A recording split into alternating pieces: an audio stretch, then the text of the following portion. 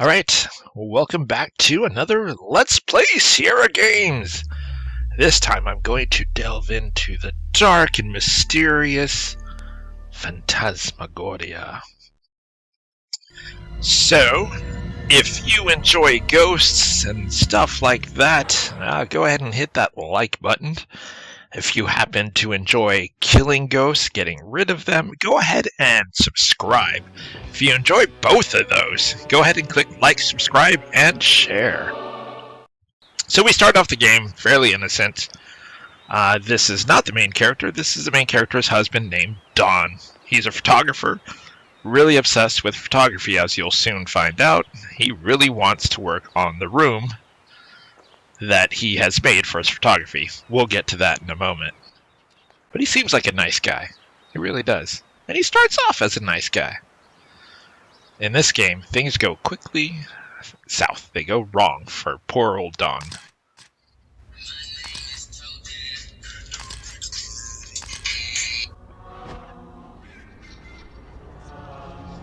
I love this intro music. It's so good.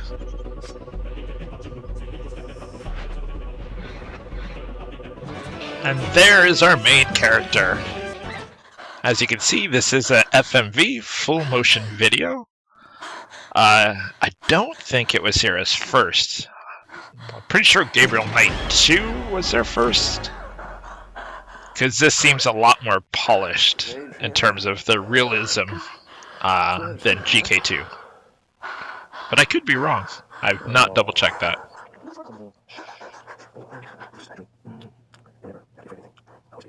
Yeah, that doesn't turn out to be the case. The scene is blacked out right there. They are normally engaged in sex. And I don't know how sensitive YouTube's nudity detection is or whatever. But you can very clearly see a pretty good shot of her side breast. Wasn't sure if that was going to trigger something, so I went ahead and just faded that out. Ironically, later on, in one of the chapters, there is a far more horrific scene that the warning does talk about, that there is a simulated rape scene. But there's no nudity to it, so I left that part there because I didn't think that was going to trigger anything that was going to make YouTube yank the video down. Whereas the nudity would have.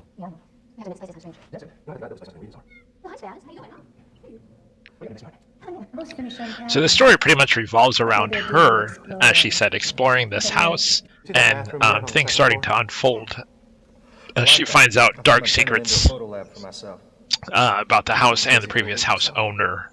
That's a good idea. But he does talk about right there about the bathroom upstairs that he wants to turn into basically a red room, a photography room. And he will spend a lot of time there. So this is one of those things that you're seeing in the very beginning of the intro. This Christmas ornament that you will need to actually remember all the way at the end. You don't get it until literally at the very end. And there's different ways to beat this game.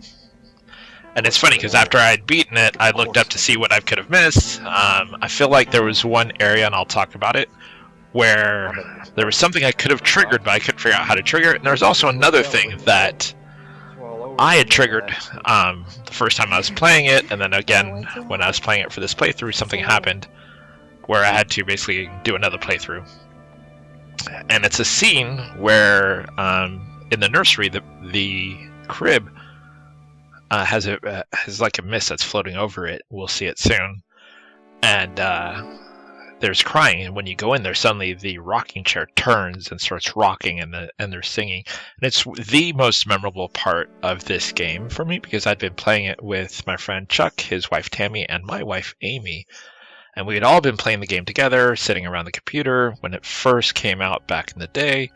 And when that scene triggered, we all literally screamed and jumped because it had freaked us out so much.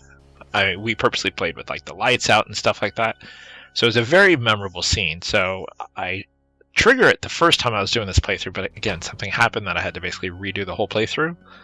And when I did it, I didn't trigger it the second time, so I don't know what it did. So I was looking up how to do different stuff, because there was something that's down in this cellar area that we're not going to get to yet, but there is something down there that later on you see something, and I'm pretty sure there was something to trigger there, and I triggered most of the other ones because I've played this game a number of times, and I couldn't recall how to trigger the one that's in front of this barrel. And I'm pretty sure there's something there, I just couldn't remember how to do it. And I totally forgot what my point was when I was talking about all that. But anyway, yeah. So it's essentially her exploring the house and finding out these weird things that are happening about the house. So a lot of it in the beginning is you're just picking up stuff, looking at stuff before things start happening. So it's just a general good idea. With this game, it's really easy. You essentially move the cursor over everything. You just zigzag back and forth over the screen, and if the cursor turns red, that means it is something that you can click on.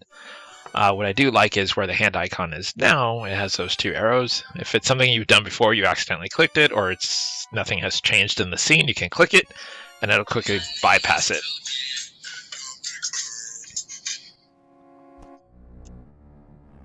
And what's weird is playing the FMV, it is distorting in the way that it looks, because at first that door to the right, I always forget that's actually a passageway into the main hall. I always went outside all the way around to the front door to come in. Every time I play this again, until I remember from the main hall, I go this way and it gets me into this room, and I'm like, oh. So it is distorting when you play a full FMV video game, because sometimes it's not very clear where the doors are unless you really move your cursor back and around. So what we did here is we looked at the photo, we looked at the fireplace, we grabbed the fireplace poker because we're going to need that very soon.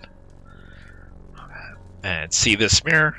Mirror looks normal. Later on, I'll actually trigger an event that happens on this mirror and actually on several different mirrors.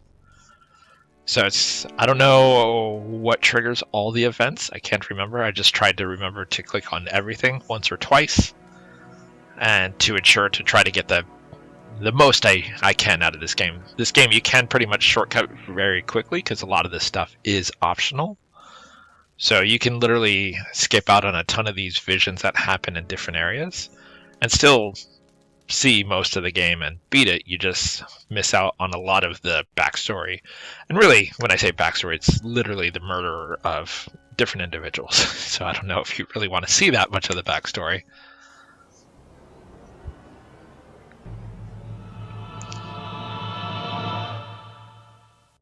I had to talk about the icons there at the bottom. The skull, you can basically, if you want to password protect your game, say that you're playing and you don't want your kids to look into it, you can password protect it. And then the icon to the right with the closed eye is if you pick up an item, you can click it over that and it'll show you a 3D view of it that you can spin around and look at stuff.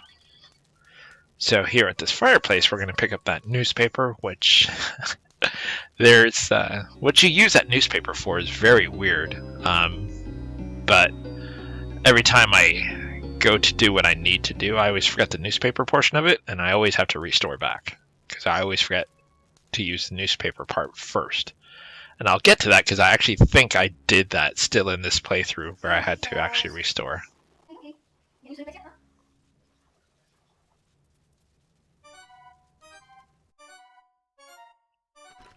Here's where some of the mystery starts happening. You're finding doors that are mysteriously locked. And her husband, Don, just purchased the place. So there's obviously something maybe with missing keys. So we'll get into that here shortly. I do like that the game, I'm going to try to do this so that the game plays in one channel and my thing will come in a different channel if I remember to do that. So that you can constantly hear the music and the sounds and stuff like that. I like that the game keeps the tone very kind of dark and mysterious as you're playing the game. Even if nothing dark and mysterious is really going on, you are in a weird house. So the fact that it keeps that tone going is something I really like.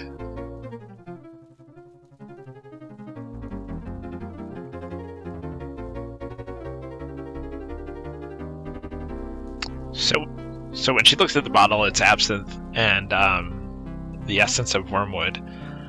If you don't know about absinthe, it's actually in the U.S. I don't think you can get the actual true version of absinthe, because it basically causes hallucinations with the wormwood that's in it and stuff like that. But you can get versions of it that are high potency alcohol, essentially. And I had not tried absinthe until I was in New Orleans once, and basically the only reason I saw it is the bar that we went to.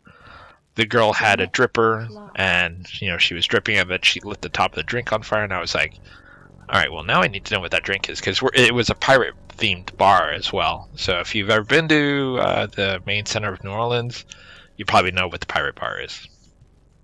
And if you know me, I happen to enjoy pirates and stuff like that. So I went in and asked her about it and tried it, and she explained what absinthe was and all that stuff, and I had some. And, the one that I drank there was one called Lucid, and it's a good drink. It basically tastes like some kind of like mixture of licorice kind of thing, but it is a strong drink. But the wormwood one is pretty much, I think, not legal in the U.S., or at least at one point it wasn't. So anyway, so there's a token in this fortune teller.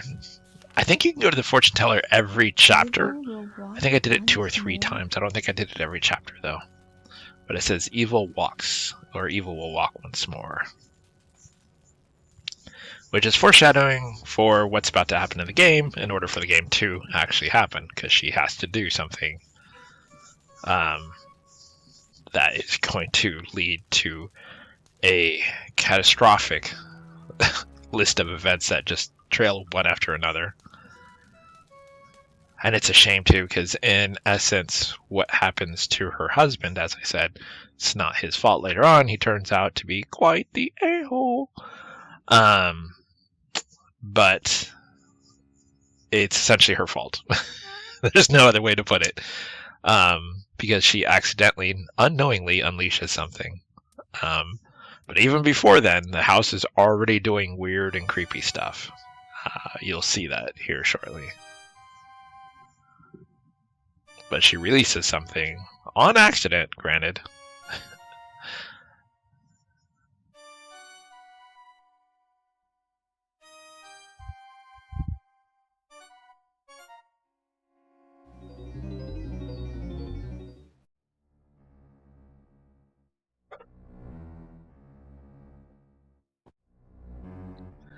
Now, one thing that's very different than a lot of Sierra games is, in most Sierra games, when you pick up something, you just pocket it, because every character you play is a kleptomaniac.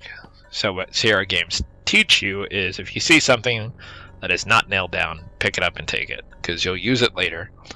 In Phantasmagoria, despite the fact that it does have spirits and all that other stuff, not to say that spirits aren't real if that is your belief, not to say it's not mine, but despite that, phantasmal sort of aspect of it, it is more realistic. There are just things that she'll just, for example, those cigarettes, she'll just open it up and look at it because it'll come into play later. So the fact that there's 3 cigarettes there, I forgot to do it, but I know from my previous playthroughs that you can go back later and suddenly there's like 1.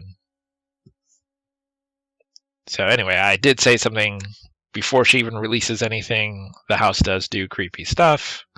She's already had the one nightmare that we saw in the intro, but you can chalk this up to perhaps she's actually having a nightmare, and what is about to happen doesn't really happen, because you see that she closes her eyes right there for an extended time and it goes blurry. So we see it's like a dream, but things are happening on the bed. So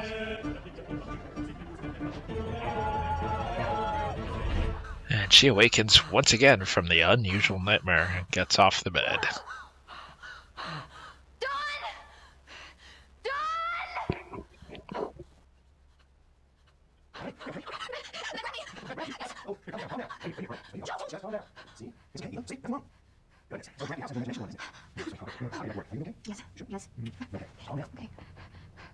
See, he seems like such a loving guy right there. So you can tell he does actually care about her, which will be weird when we go to the real estate place here shortly. She calls him a profanity, which is odd because he hasn't yet started acting unusual.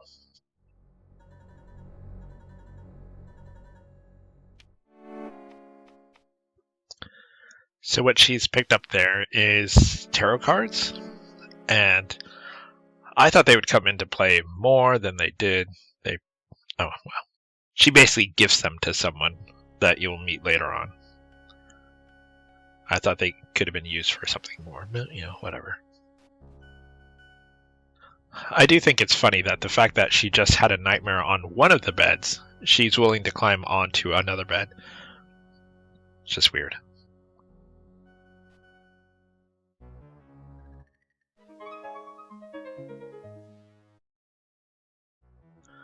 Now you'll notice there's been a number of female photos in here.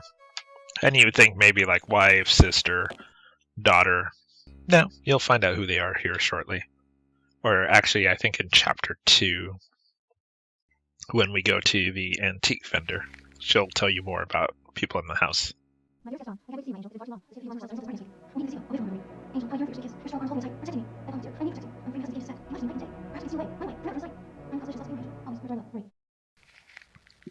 So now we see that something is going on between one of his wives, which kind of spoils the other photos that you see.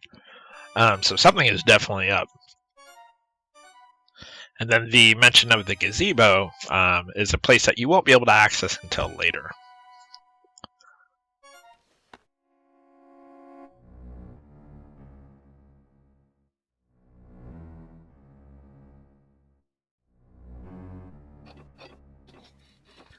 So there she is, striking a sexy pose for Dawn, who doesn't notice.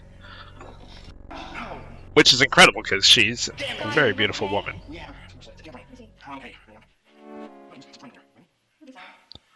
So the drain cleaner will be a very important thing. Again, you're hearing about it in Chapter 1, and you literally don't use it.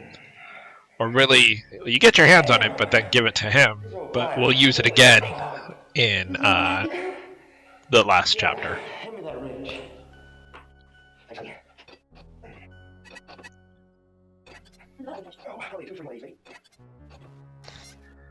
So one thing I would recommend is keep talking to people until they repeat themselves.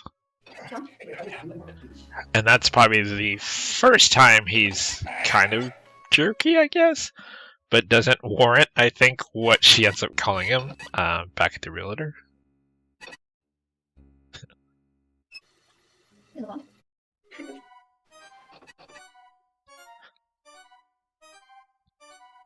By the way, have you already clicked like? Have you already clicked subscribe? If not, feel free to do so while we go on this adventure together.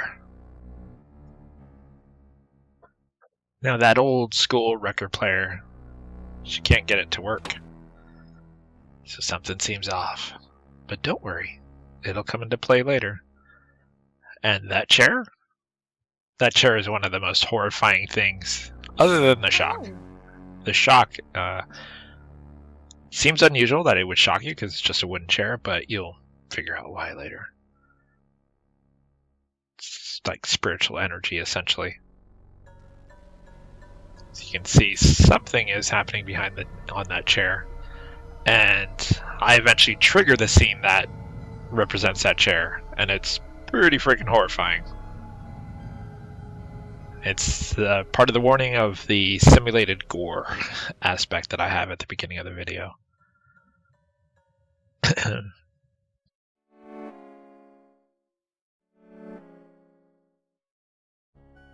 So this is the nursery, and this is, again, the most memorable room when you hear the crying and then the chair turns and rocks. Oh, gee. I mean, a teddy bear with a severed head. Already unusual, but whatever. What's even more unusual is how she reacts to what's floating over the crib. As in, she takes it pretty frickin' calm. I'm telling you right now that had I seen... I'm waiting for the suspense here. If I had seen a misty, cloudy thing floating over a crib, I'd be done. I'd already be out of the house. If I was her, I'd call Dawn and say, hey, I'm at a local hotel. I am never going back to that house again. Because when she touches it, she reacts and says, what is this stuff? Yeah, see? So there's something there. It's not just a optical illusion.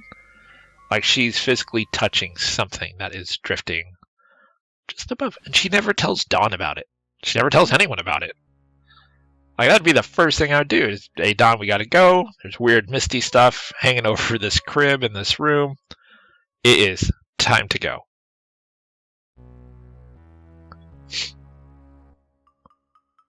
What's this? Another locked door? But wait. Where is the key?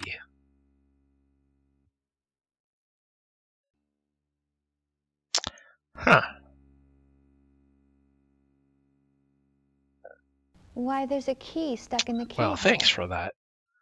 Now, the weird part is, when you go in that room, there's no other exit. The room that leads into, rooms, I should say, that leads into, has no other exit. So who locked the door? Like, how did they get the key on the other side of the door is my question.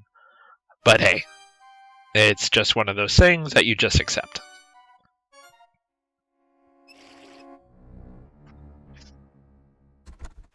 It's nice that she closes the door when she uses the restroom.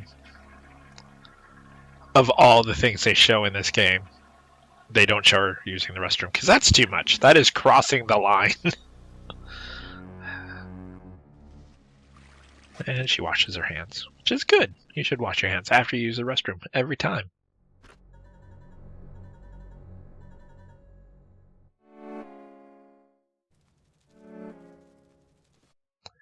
This is pretty much your and Dawn's main bedroom, which is why there is money in there. It's $5.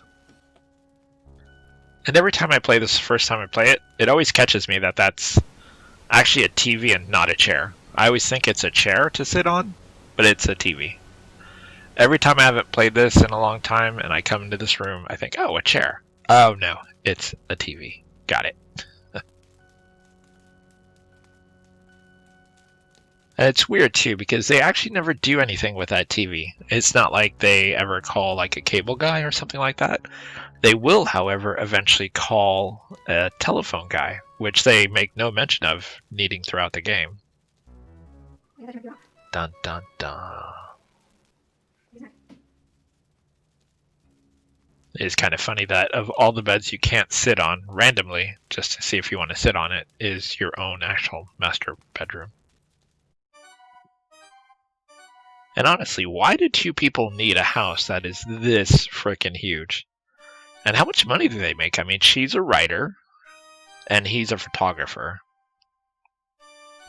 They must have done very well for themselves, whichever book she wrote. She is a known author, at least that's the impression you get, because she will go to the antique vendor who knows her name. And so, at least there's that. And she does mention that her husband is a known photographer. It's just, he must be a really well-known photographer to be making the kind of money to afford such a house.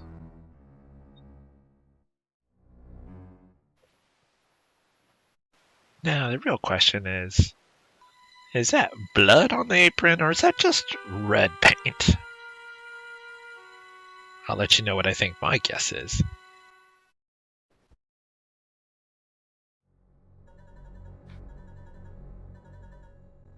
Leona.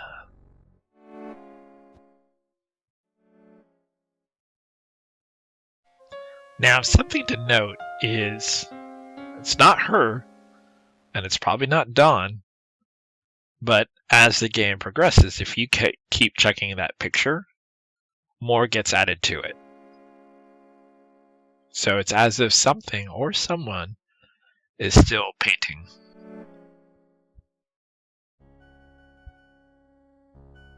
So we've explored the majority of the inside of the house, and now we know that there is one door where there's a key on the opposite side. So we need to do something to get that figured out. And then there's the other door down at the very bottom that goes into that long hallway, and then it has a locked door that you can't get into. And then there's technically another door. I can't recall on the playthrough if I looked at it, but there's a door that leads to a theater. I'm trying to remember if I looked at it. Anyway, earlier I had said that I had played this for this playthrough and had to redo it. So, the final chapter, something happens with Dawn and it triggers a chase scene. Once that chase scene happens, it restores always back to that chase scene, no matter where you saved before. And this game only keeps one save game, unlike other Sierra games that you can have multiple save games, different locations. This one basically keeps a bookmark, and wherever you put that bookmark is where it stays. So even if you put a bookmark before the scene with Dawn proceeds with the chase scene, when you restore it automatically goes back to that. And there was more to the house that I wanted to trigger, because I knew that you could trigger other events to see the death of the other people that were in the house. So when I tried to restore, it wouldn't let me. It kept going back to the Dawn chase scene, which wouldn't let me then trigger the other events. I don't know why they did this, but what I ended up doing is actually creating a second profile, running that playthrough all the way through, and this is what this is. This is that recording, because I also noticed that I didn't have the high definition, and I was playing like half screen, so the videos weren't the full size for the cutscenes. But when I was playing this one, the same thing happened. I accidentally triggered the chase scene, and what I ended up finding out, I looked at the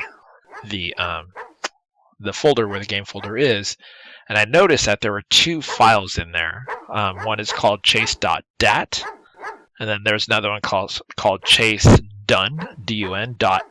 So it might be a 2, a 3, or 4.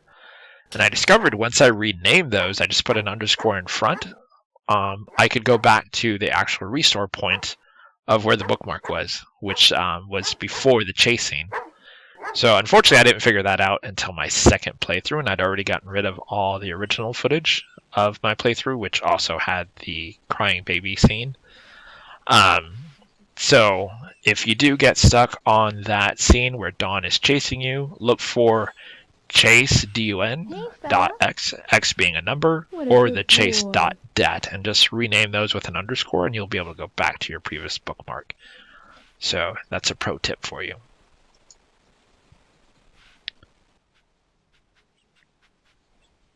And so here we are at this rinky-dink town, and a lot of the shops will be closed for right now because other things need to happen first. It was weird that they had the guy there sanding wood or whatever he's doing, and you can't talk to him. I feel like that was an opportunity to have more of the story evolve from people in the town to talk about the weird house. But whatever.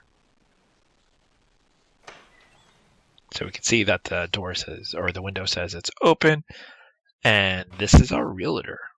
This is who we got the house from. And he's kind of skeezy, to put it lightly.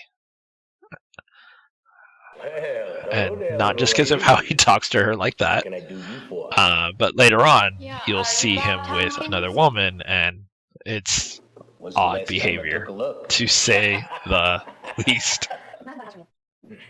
See? That is very skeezy. Boom. So why does she call Don an a-hole? Like, he's actually done nothing yet. Gordon. Donald Gordon. I mean, other than say, hey, can you let me work? Please.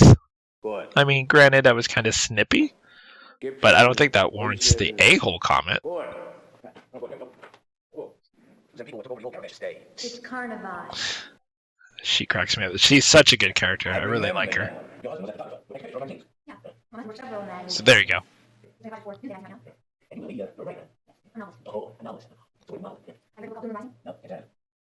Another surprise. So apparently that Blue Moon Rising is a popular book with how she responds to him. And since Dawn works for several magazines, I mean, it doesn't sound like he's well off, so the money seems to be coming from her. Well, thanks. As I said, continue to talk to people until they repeat themselves. There's something. Yes. Keith, are you sure you got all these states? There seems to be lots of doors. I think I will. As she should.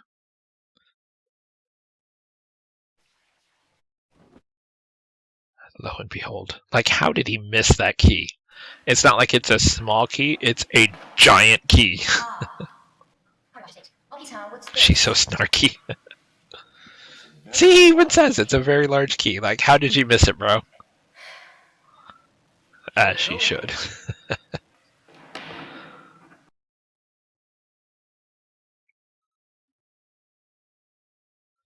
Alright, so now we have a large key, so that's going to unlock one of the rooms that we've not been able to get to.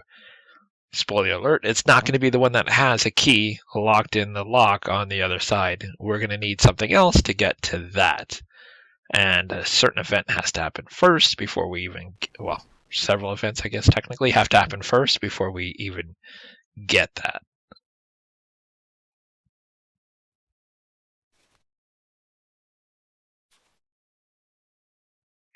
I do feel like it was a bummer that they didn't show like the inside of the magazine. It would have been a good time to show off like some folks from Sierra, you know, like as realtors and stuff like that, just to make it look like you're flipping through a magazine and have other Sierra employees dressing as realtors and stuff like that, with nice little nods to like, you know, hey, this house is for sale on Daventry Street or whatever.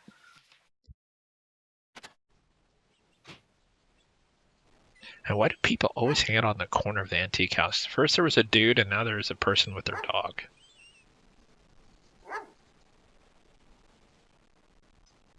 Yeah, closed. That's the antique store where you can definitely talk to the owner, is a female by the name of Lou. Like, talk to her repeatedly. She has so much information. And she even tells you at the very beginning, like, she knows everything that's going on in this town. So definitely talk to her a lot. Now, you technically can, before you enter in the car, there's a screen to the left that you could go to. But with the general store not being open yet, you can't get what you need to actually get any further. And even if you get the thing that you need in the general store, you need something else to get past that. So that's why I didn't go to the left yet.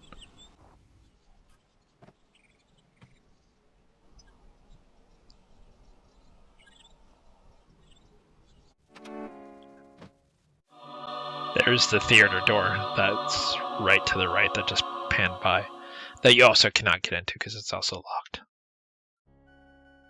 Oh, you know what? Here I am, like, almost, 50 minutes into this, and I just remembered I was talking about how wanting to trigger everything and stuff like that, and how on this one I couldn't trigger when I did the second playthrough, which is what I ended up recording after the first one I'd redone because I couldn't figure out how to restore prior to the Dawn chase scene. I'd looked online to see if there were specific ways to trigger certain events and stuff like that, and there's nothing.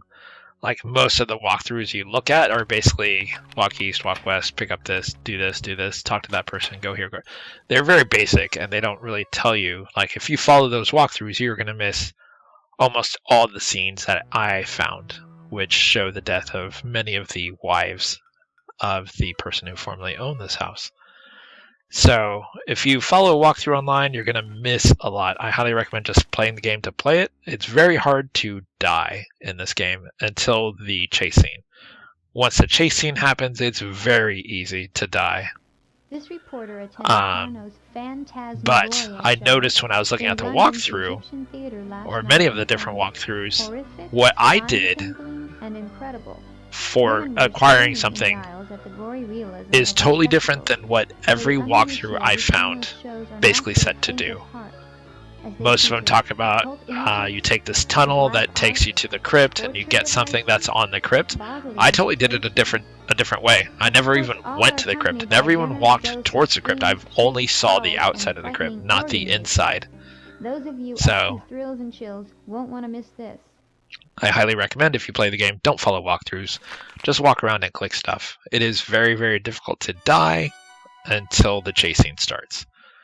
Again, once the chase scene starts, it is very easy to die. It's really, really easy to die, and it's a gruesome death every single time. So up until that last chapter, avoid walkthroughs. It's really, really, really, really, really, really difficult. Impossible, really, to die, as far as I can tell. So just play the game. Click on everything and just make your way through until you get to chapter 7.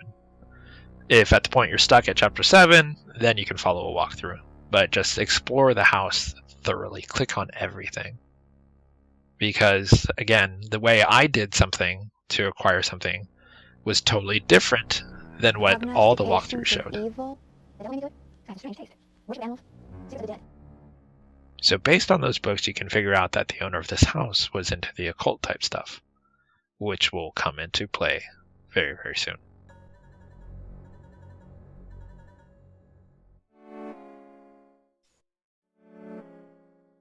So what we've picked up, it looks like to be like a little cat thing.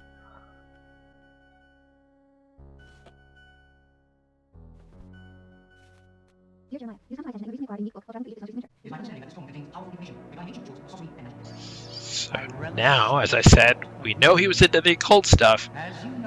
Now he's interested in this book.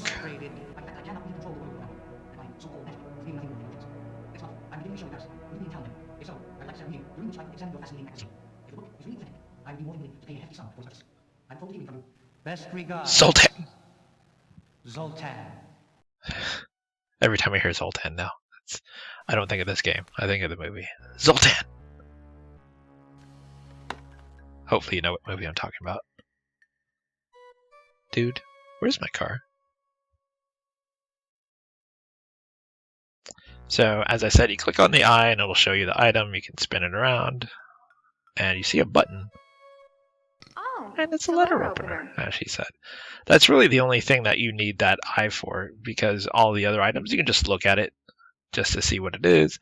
For example, the matchbook, you can kind of look. Is there something written on the back? Nope. Nothing cool like someone's phone number or, for a good time, call XYZ.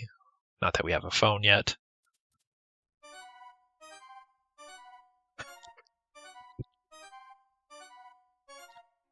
There's your $5. Now, because you look in every other fireplace pretty much, why not look at this fireplace, right? Doesn't seem too out of place, but if you notice, the bricks are all highlighted red, as if you can click them. And it seems like a safe idea to click on a fireplace, right? Like, what could go wrong? So she'll kind of look around, and whoops! What the Indeed. What the hell?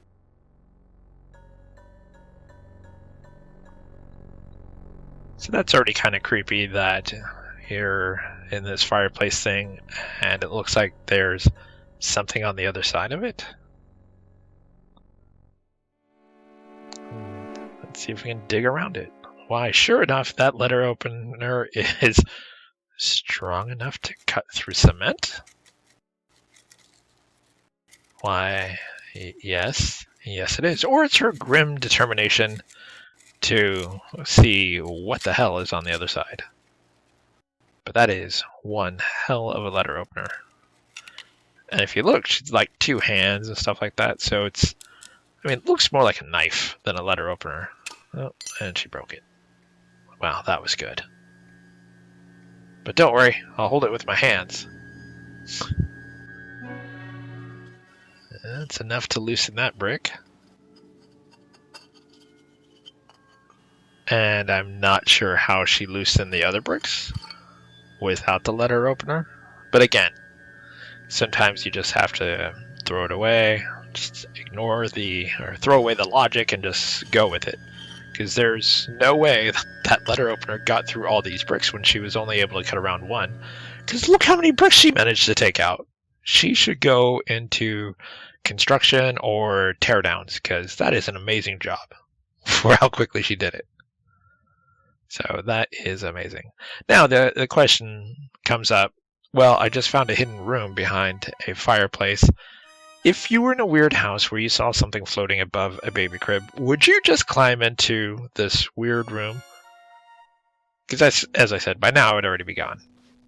So this kind of looks like a holy place, right? Like a place of worship. Kind of looks like, you know, the pews of a church. So already a little more creepy. Like, why is there what appears to be some kind of weird place that looks like it's a church, because it's got crosses and everything. So why? Well, we're about to find out why.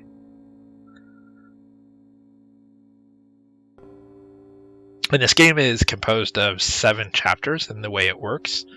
So if you've played the lower bow or the pretty much lower bow, because even the first one, the Colonel's Bequest, is technically falls under the lower bow games, where time passes with certain events and stuff like that. That is exactly how Phantasmagoria works. You don't need to do everything for a chapter to end. So if you don't pick up the matches, for example, that we picked up right at the beginning, you can still end chapter 1 and not have everything that you can normally just pick up. So it doesn't care, it just looks for certain triggers to happen. And once it does, it moves on. Wow. This must be Carno's family tree. That is a hell of a family tree, right? And oh look. That box growled and the lock fell off. Apparently she didn't hear that though.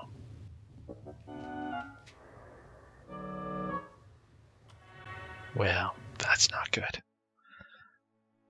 And when I say it's her fault, technically it's our fault, right? Because we're the ones who are about to open this box that no longer has a lock on it.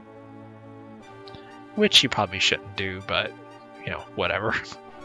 And in hindsight, when we reach the end, I'm not sure how that book being on top Wow, look at this. This must be kept Carno's things in family place. tree. And you can see a couple names in there. So there's a name with an H that we saw up with the paintings and stuff like that. A couple of different names like Marie. All of them, which if you talk to Lou at the antique store, she'll give you a lot of information that fills in some of those blanks. The music is intensifying. And now it goes bad. Like, how did she take that calmly? Did she think it was dust?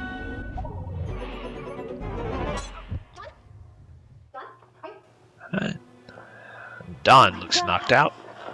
Don, what happened? Adrian.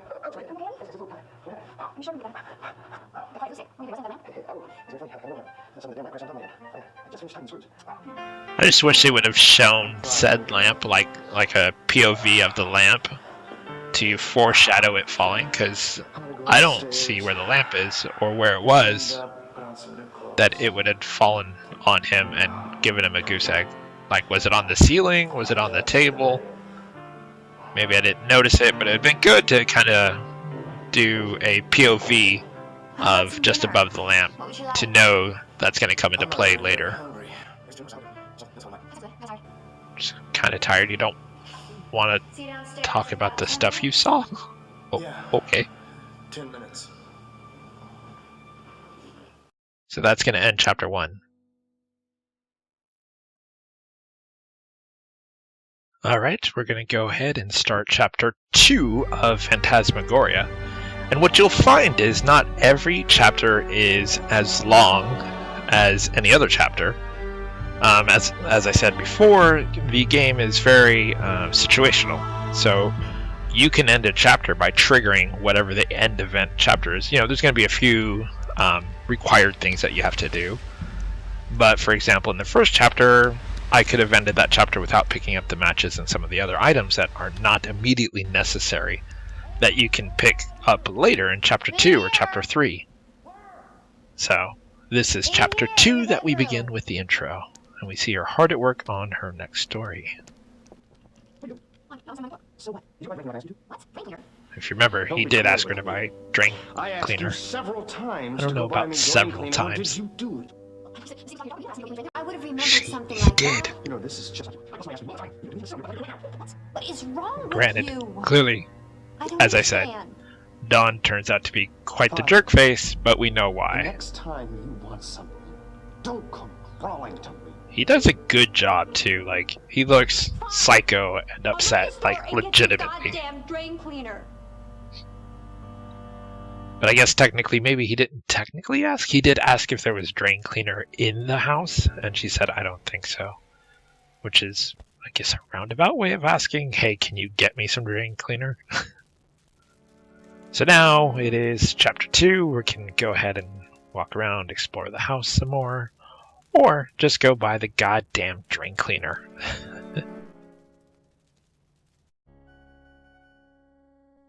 And if you remember, I think it was in chapter 1, in the bedroom we opened up the drawers and there was $5 in there, so that is what we're going to use to purchase the drain cleaner.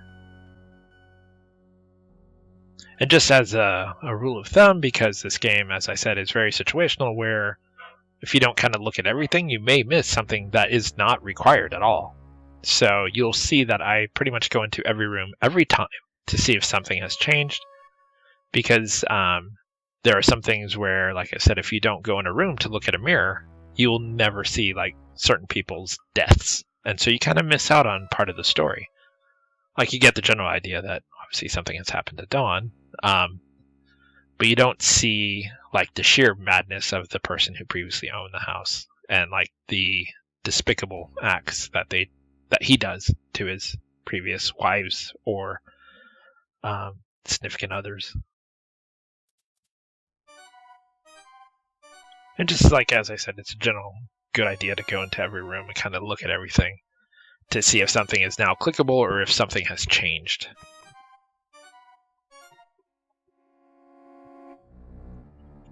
For example, later on in this room, when you go to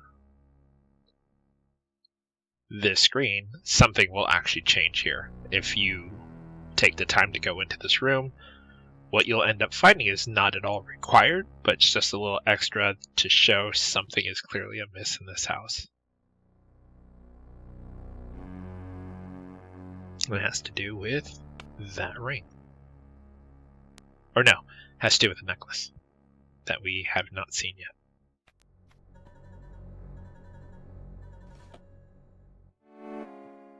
I've always found it funny that and it's not just this game, it's pretty much any Sierra game, or probably any adventure game, really. So still 3.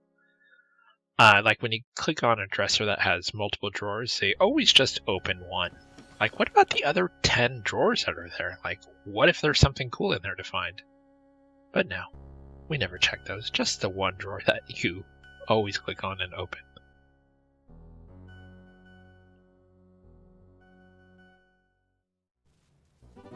Notice that's different. She came down the stairs and there's music.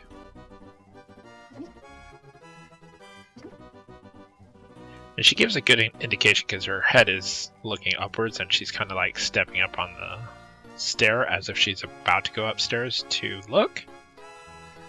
But I remember when I first played this, when it first came out, I always thought it was the piano that's downstairs. And that's why you suddenly hear it. But it's actually not the piano, because if you remember, when I walked into one room, suddenly that record player was clickable, but when you click on it, nothing happens. And you notice as you get upstairs, the music gets louder, which I thought was a really cool touch to indicate you're headed in the right direction.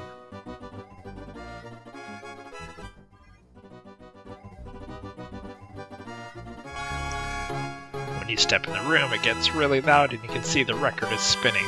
I just thought that was such a cool touch that they increase the volume as you get closer.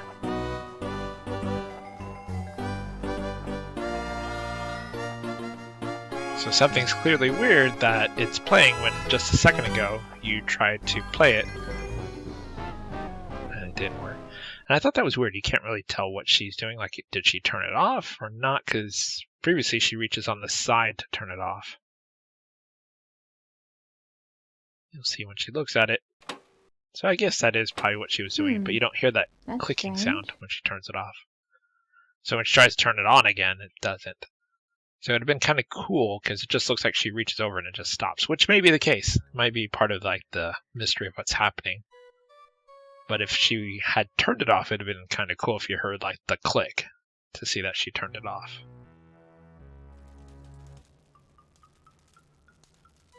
So now it's the normal stairs because you hear the fire.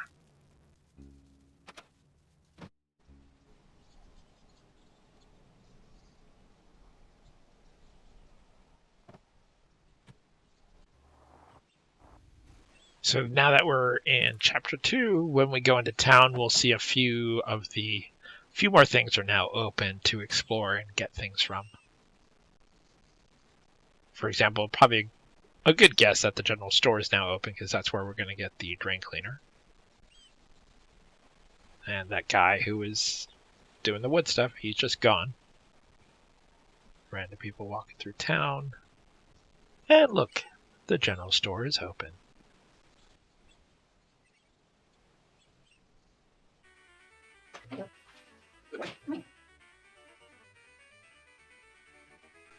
So as always, every time you go into a new area, kind of move your cursor around, look for something where the cursor lights up that isn't basically an arrow telling you it's a direction, to see if there's something that you can touch or look at, which is not the case there, but the next screen will have something.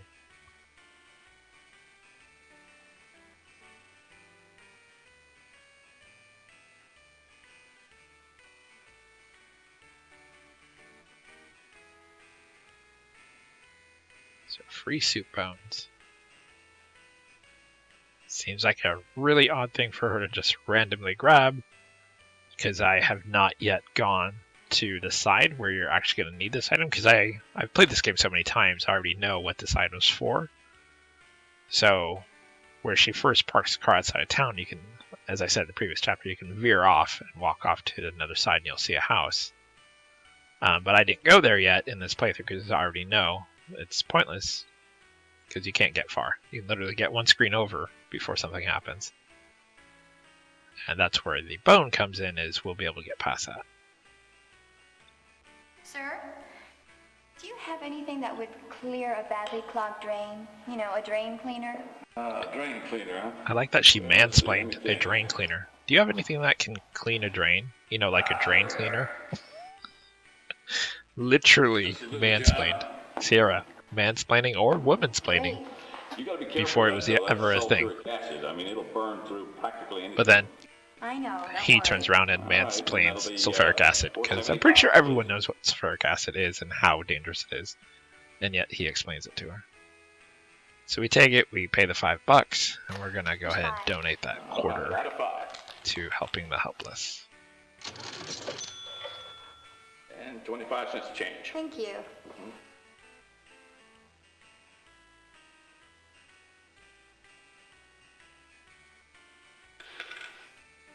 Which, by the sound of how that quarter hit that, This is a not small many town. help the helpless. Are you new here? Yeah, my husband and I just bought the old Carnavash estate. We're doing a little renovating. The Carnavash estate. So you're the ones who moved there.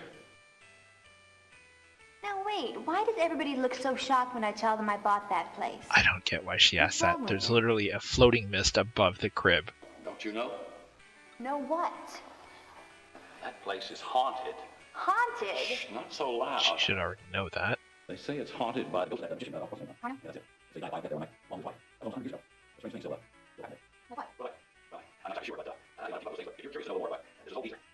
Town a ways.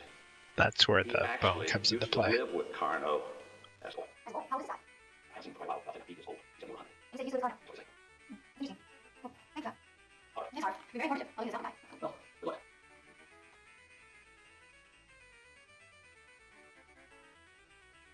money. So when you look at this can, there's a face there, and I wish they kind of gave more reference. I don't know if that's maybe just an inside joke of Help the Helpless. That might be someone's face from Sierra, like the programmer or something like that.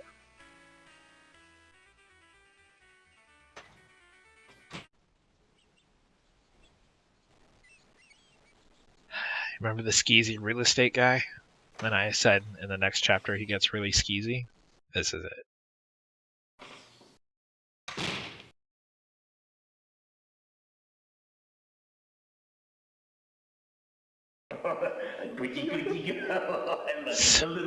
So creepy. Give me the nose. The bubble. I love the bubble. Come on. So freaking weird. Excuse me, honey. You're back here again. Now, can you not see I am with a client? Yeah, I can see that. I don't know what I'm doing here. There's nothing I need from you. Good. Okay, where were we? The coochie we were doing. Look at these getaway sticks. I mean, what real estate agent bites the leg of his clients? Sleazeball. That's an understatement.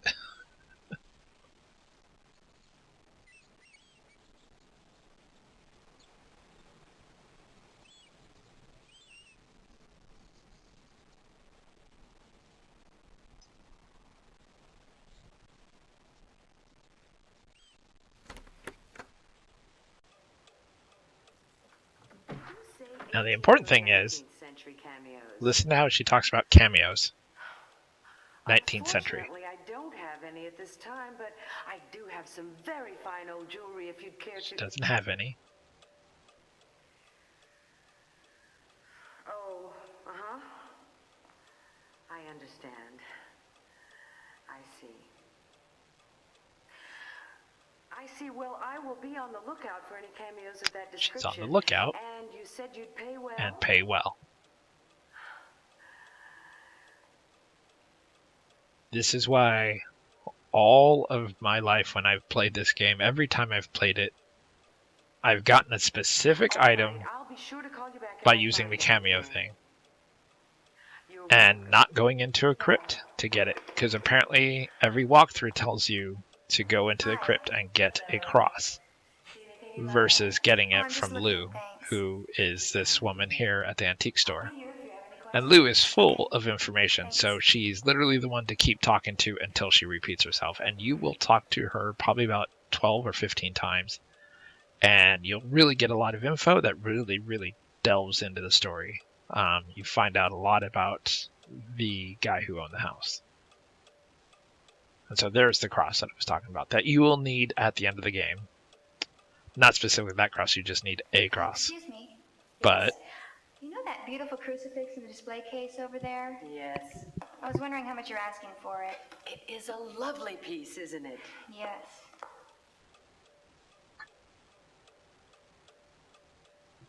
This particular crucifix is not the old. Oh, 19th century. But it is a rare piece. You have titanium. I'm not sure what titanium. I don't just remove. That's why this is a rare piece. Interesting. So how much? Oh, how much is rarity? Only 2,200. How much? That's more than I can afford right now. So they just bought an enormous house that has a theater, it has a stage, it has a chapel, it has a massive yard, it has a gazebo, and it has, I don't know, what was it, like 15 different rooms that you can get into? And $2,000 is too much. That house alone is in the millions. Like, how is $2,000 too much? But, there you go. The important thing that I had picked up is the conversation about the cameo and how she doesn't have any, but the person who's interested is willing to pay big bucks. I just moved here from Boston. Oh,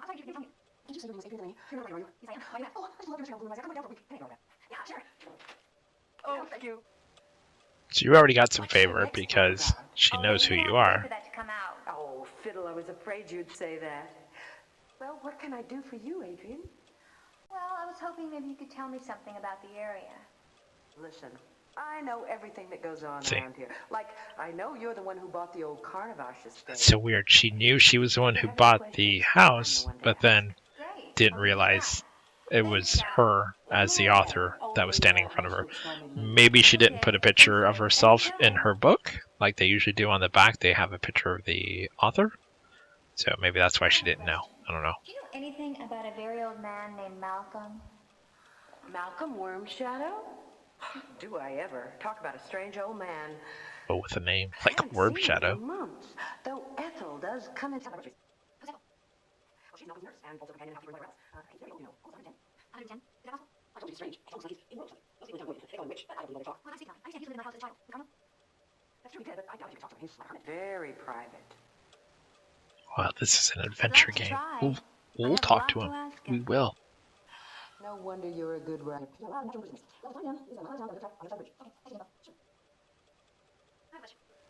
hello. Can I help you? I hate to bother you. Like she's like, "Can I help you?" I'm very curious I've about not the old moved. Carnavash. I'm still standing behind you. Can you tell me about this? That is an interesting place. I'm not even there. Oh, I'm not sure yet. I think they're going to Well, I'm going to do. Let me say that. It's very strange when I tell them I bought the Carnavash. Do you not remember the mist in the bedroom or in the nursery? It's rumored to be haunted. Yeah, shocking. Do you believe in ghosts? Of course not. Well, you should, because there's one living in your nursery. The ghost of Carno supposedly haunts the place. It's not supposed to be there. Remember, yes, but injuries. How years ago, one place working things up. How you accident her. Maybe they're just careless. That could be. Even so, you be careful, right? Yeah, I will. Thanks. Sure. Excuse me. Yes, I have some question. Okay, Ask me. I'm very curious. Anybody all the Carnavash states Carnavash death? I'm not sure. The Templeton family bought the place after Carno's death. That would have been around 1910. It was talked about turning into a museum. I guess it was dead, but because of rash injuries, it's not came out. Was anybody all in the house before us? I really don't think so. The Templeton doesn't show me anything about the place. I think there was a reputation they had. Anyway, just seemed to sit there and be handed down from father, son to grandson. Very interesting. Thanks. No problem. Lou? Hi there. Hi. I just think it's really funny that she just stands there and keeps talking to her. World-renowned illusionist. She was. I was fine in the 1880s and 90s. She was all over the world. When she started the magic show. We probably wouldn't be very impressed by today, but I think they sure were. But I heard this magic got so many on the darker side. Yes, I had an impression. He always liked the man. He was very secretive. I think they had like Carno and his wives. I have another question. Then how many wives do you have? Let me see. 1, 2, 3, 4, 5. He was married 5 times. 5 All of times. them from the theater circuit. Most of them were in his magic show. Why so many? What happened to them? Goodness, you are full of questions, aren't you? Well, let me see. 2 or 3 of them died, and as for the others, I don't know. One thing about Carno, though, that has never been proven or disproven. It is rumored he was into the black arts. That's very interesting. Yes, isn't it? Yes, isn't Thanks for your it? time. Sure, you're welcome. We said thanks for your time, but we're not done, Lou. Excuse me, Lou. Oh, hello. Sorry to bother you again, but Sorry, but I was not wondering, sorry. do you know if Carno had a child? Yes, he had a little girl, I think. Something happened to her, but I can't remember what. Why? Oh, that's okay. I was just wondering. All right. Yeah, can we talk about the mist in the nursery? I don't know details, but one night Carno and his wife Marie had violent arguments after which they both lay dead. At least on the next morning. That was in the late 1890s. Where's Carno now? I think he's buried in the tombs of our property, along with Marie. That's a scary thought. Oh, we can't find him now, unless of course she really knows. Right. Carno's dead and gone. Clearly, she does not remember the mist in the nursery. Oh, I'm sorry. Thanks, Lou. You're welcome. Don't mention it. Like, if nothing else, the mist in the nursery should be an indication that ghosts are real. Or that at least her house is haunted. Oh, hi, Adrian. Can I help you? Oh, no thanks. Just looking around. Alright, so we got a ton of information from Lou. We know that Carno was married 5 times. He had a daughter. Most of them died, which is really weird that he had 5 wives that died before he did. We know that apparently he and his last wife died a violent death, it would seem. We're going to learn more about that later.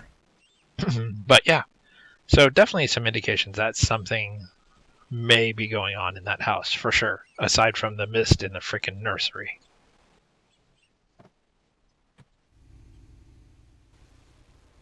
So now that we have the damn drain cleaner, we're gonna head back and go find Dawn.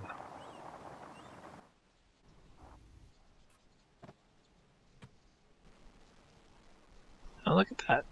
The barn doors are open now that we've come back. Something's up. The music has gotten intense. Because previously we tried to open the barn door and it was closed from the inside. Which is, again, weird. How do you close a barn door from the inside?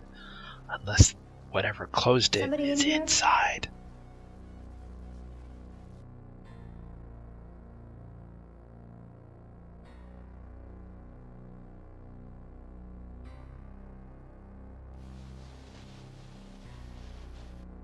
So if you look on top of the haystack, looks like something's up there. I love that music, how it just gets super intense.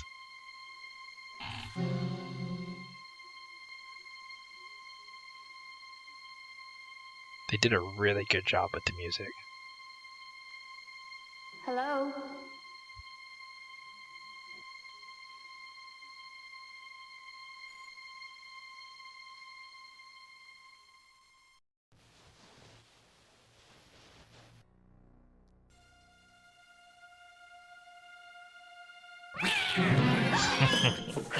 Spaz. You scared me. The old jump scare theory of every horror movie. nice A cat kitty. jumping out of nowhere. Don't do that.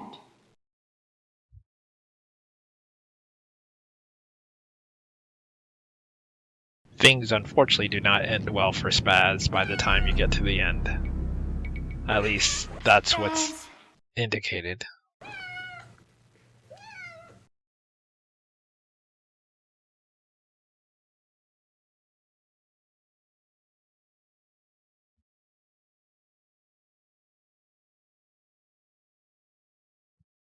So this is where I'd mentioned before in Chapter 1 where it can be jarring when you're playing FMV because the point of view is kind of weird. By clicking just a little bit over, you go into a different area. So you go over here and there's these pots and pans.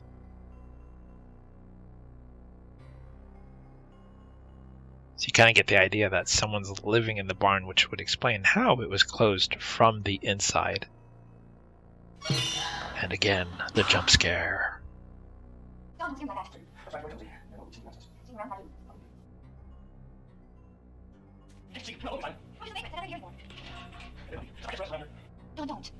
Come on, honey. See, at least he looks a little remorseful there. You know, we always Like, have he our just looks like he trusty was watch upset back. versus, like, Yeah, right. there you go. The a-hole that he is becoming.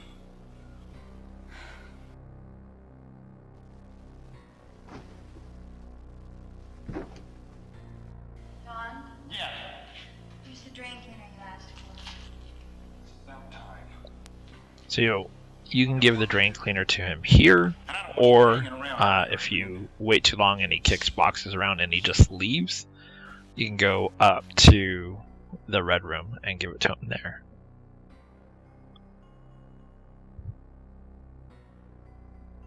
As to who's been living in the barn, we'll find out soon enough.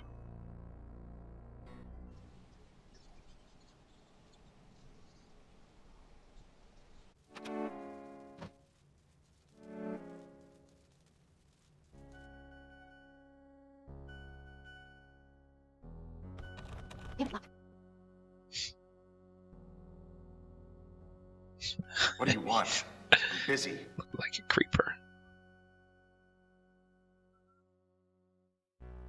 Come That on, would be Don. I where, just came by to see if what you were had doing. not already given him the drain cleaner, you could click it and give it to him Okay. there. I'm sorry.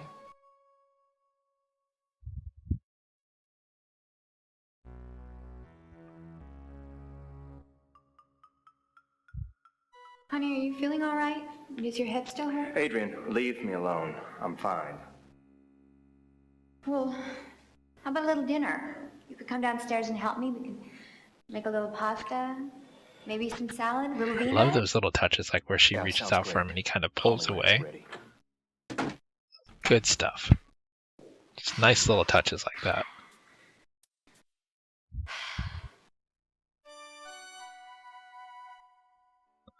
that is the end of chapter 2. Alright, so let's delve into chapter 3. Thursday, October 20th.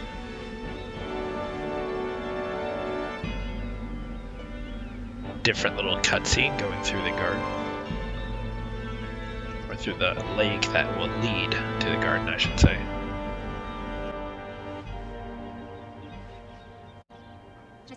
Yeah,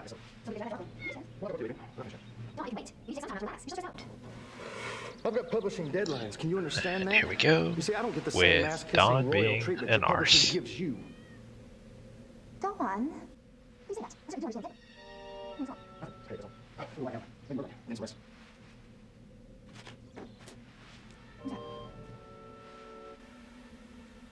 So we see someone poking out from behind that big tree.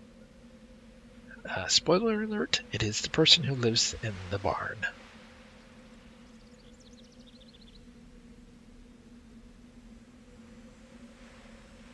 Now you can go directly to the barn from here if you basically go to the left, but I think it's more interesting to actually head for the tree, and you kind of see him poking around as she approaches.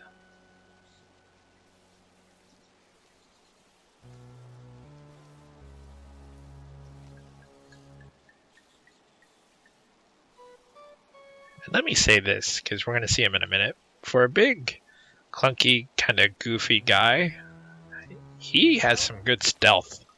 Because he manages to basically avoid like being seen by her and Dawn when they're sitting there eating.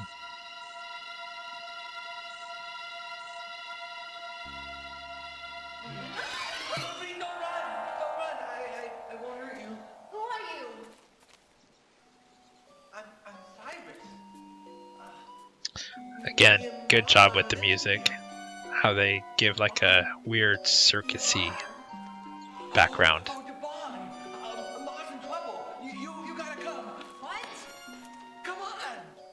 And he says his mom's in trouble and she's in the barn to hurry up and come help.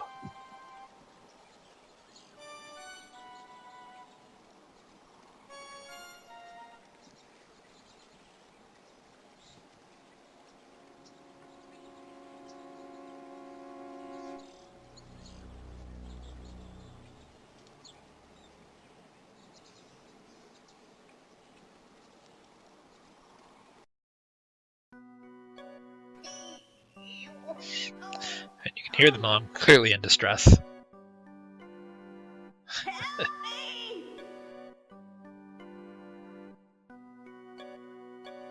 Oh, come on, you gotta help Ma. Help! Help me! Oh, God. Ma, I went and got that lady. Well, get her up here then! I'm stuck! Help! Somebody help me! I mean, from this shot here, she looks like a garden gnome. Help me!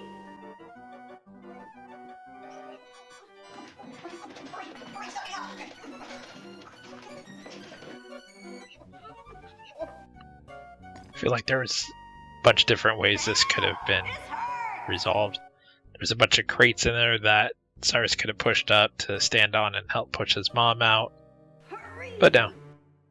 It's an adventure game, we have to do it all. So, we're going to do a more complicated thing and grab a pitchfork to grab the hook to wrap around her to have Cyrus pull her out.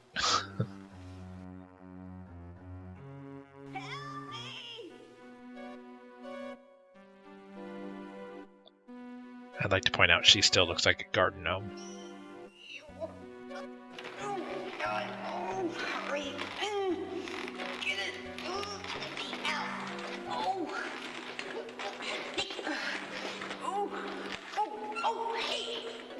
Put that thing.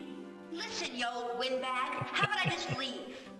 No, I'll shut up. I mean, where did she think she was gonna put that? And I don't get like why she would even like hook it onto her, like even her clothes or anything. Like, why wouldn't you just wrap it around her waist so that it goes under her arm and then hook it? Watch it with that thing. Right. but she's literally hooking it to like the back of her pants or something, rather than wrapping it around her body so it pulls up evenly.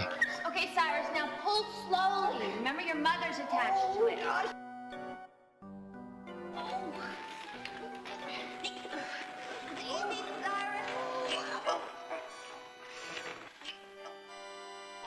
Easy.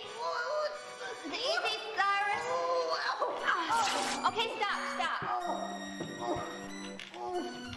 And we hear a rip sound, and she'll talk about her shirt being ripped, which is due to a nail that she mentions.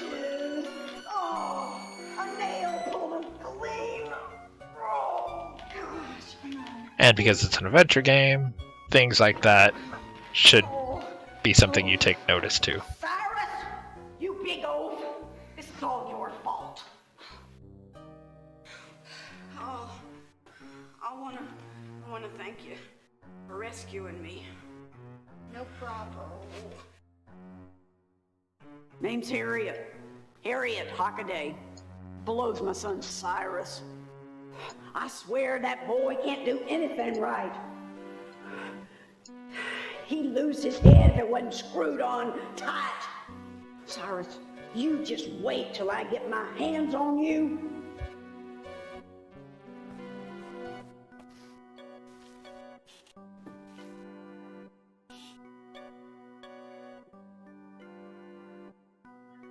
So if you look where she was, we'll get a zoom up and we'll see a nail that we can't pull out with our bare hands. We'll need something to pull out a nail. What do you pull out nails with? A hammer, but we don't have one. But surely there is at least there's a hammer somewhere in the house, right? There is. And it's somewhere we've not been yet, but we could have already accessed.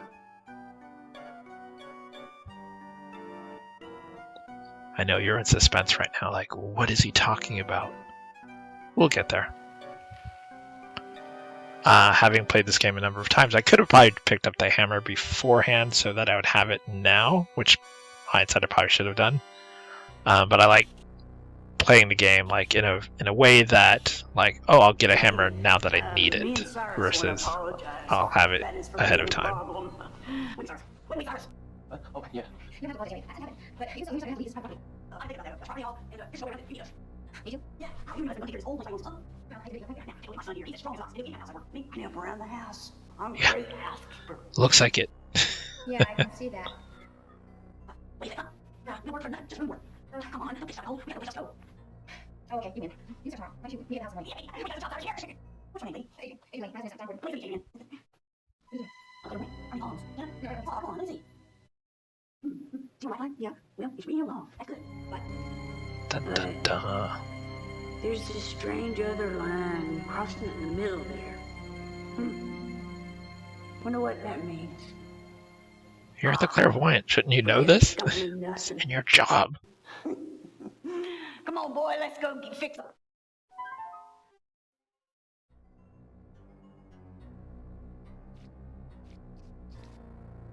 So when you talk to her, not too much, but for Cyrus, you can kind of see This it. is really your home, huh? He is gutting an animal, and I think it's just a stuffed animal, because it's very stiff. Looks real I homey, mean, all could be a right. dead, stiff animal. But there is some blood to it, so if you have an aversion of blood, you probably shouldn't be watching this, but especially don't watch when she talks to him. What's for dinner tonight, Cyrus? For that. You mean supper? And that's nothing.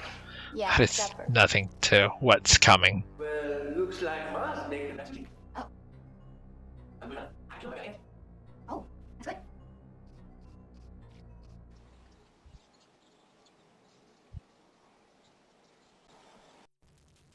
Chapter 3, which is what we're in right now, is about the same size as Chapter 2 in terms of length from when I played. Chapter 1 is probably the longest one, and I think Chapter 4 is a close second. But Chapter 2, 3, and I think 5, 6, 7 are all pretty much the same size.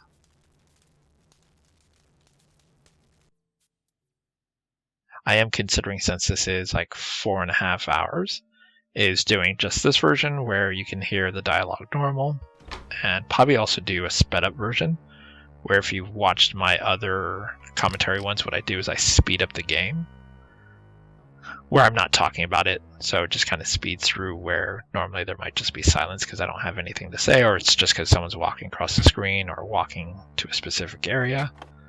So I might do 2 versions. So I'll probably do the version where you can hear everything side by side, nice and clear, and then I'll probably do a version where it speeds up so that it's just the commentary version that you're hearing. Anyway, so we've used the fireplace poker to open up the basement that was under the mat. And because we have the matches, we can actually go into the basement. Remember earlier where I said there's a room we've not been in yet? Well, there's actually a few rooms we've not been in yet, but I was referring to this one as to where the hammer word is going to show up. So the odd thing is, again, with a full motion video, sometimes it'll switch perspective and stuff like that. So in this case, you actually have to click down, and she decides, oh no, it's too dark.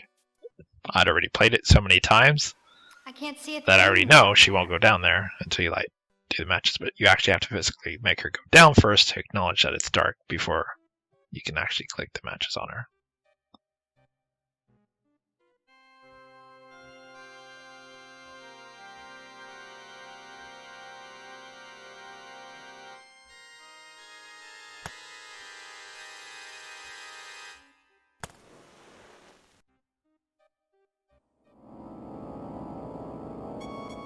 The creepy music kicks in.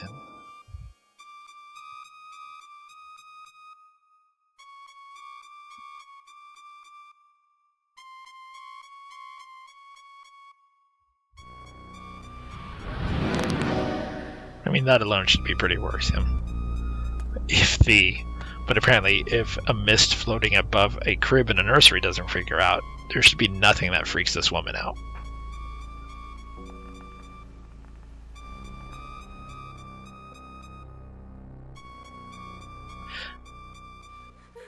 I do love that little haunting cry. Really helps set the mood.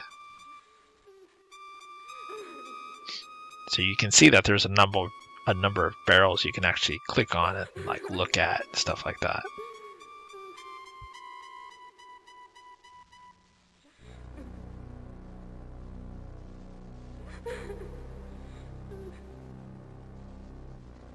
Now I'm fairly confident, like there's a hammer, but I'm fairly confident one of the women dies down here because see those barrels to the left? The 3 stacked, or actually 4. Later on, when we go back down here, when things are really going crazy, you'll see like a mist in front of them. And I thought there was a way to trigger like a vision, but I wasn't able to trigger it again.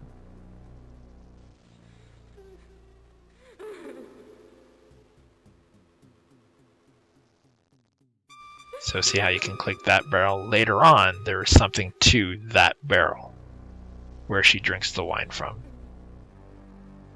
Or whiskey, or whatever it might be.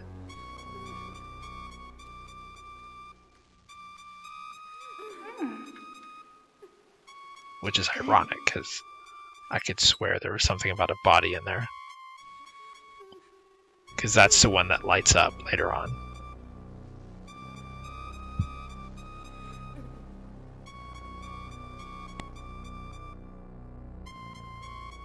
And so clearly, that's a woman crying. Like, she's even saying hello to see if it's a woman that's, like, trapped down here or something like that.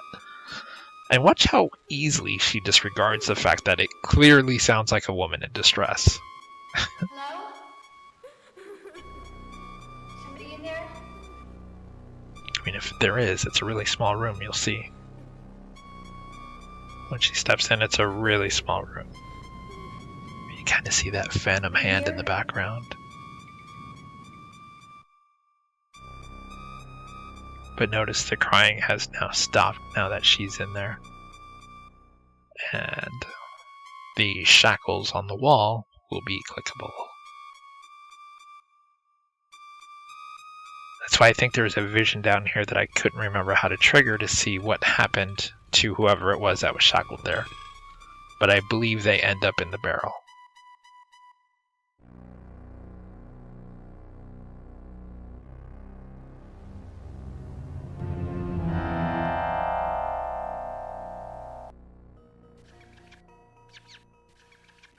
Oh God. Of all. And she says, oh, it's just a rat. Clearly that rat sounds nothing like the woman that was weeping. And she quickly just disregards that woman's weeping sound as a rat. It just seems so crazy.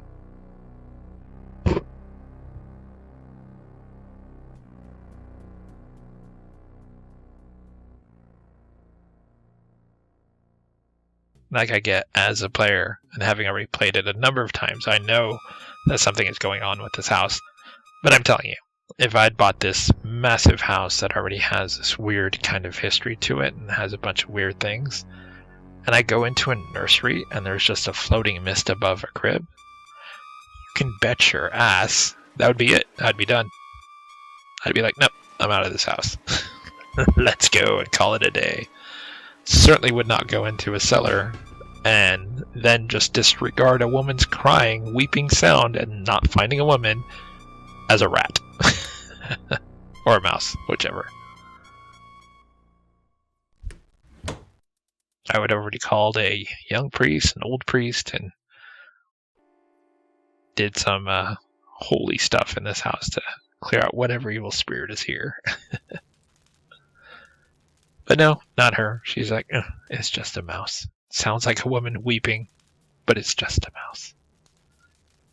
Well, if it's just a mouse, how do you explain the mist above the crib?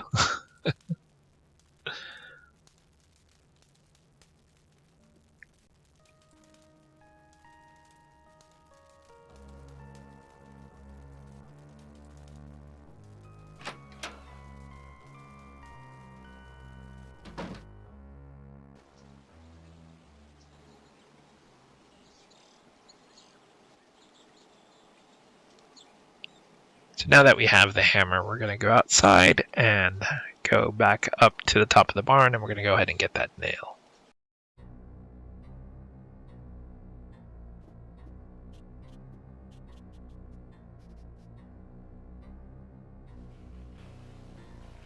The cool thing about this game is, and I don't even know if it's possible, but she never holds more than the 8 items that she has inventory slots for.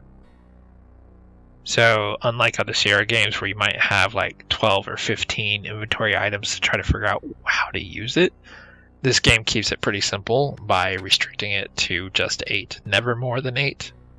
I don't think, I mean, there might be a few times where you actually have 8. But yeah, I just thought that was kind of a nice aspect that they know offhand you're never going to have more than 8 items, so just create 8 item inventory slot.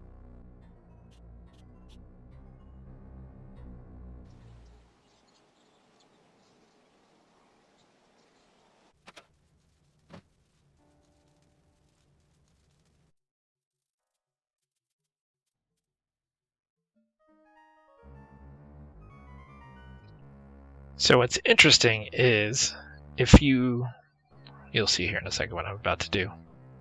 We already know about the key in the keyhole, but we now have a means to get it.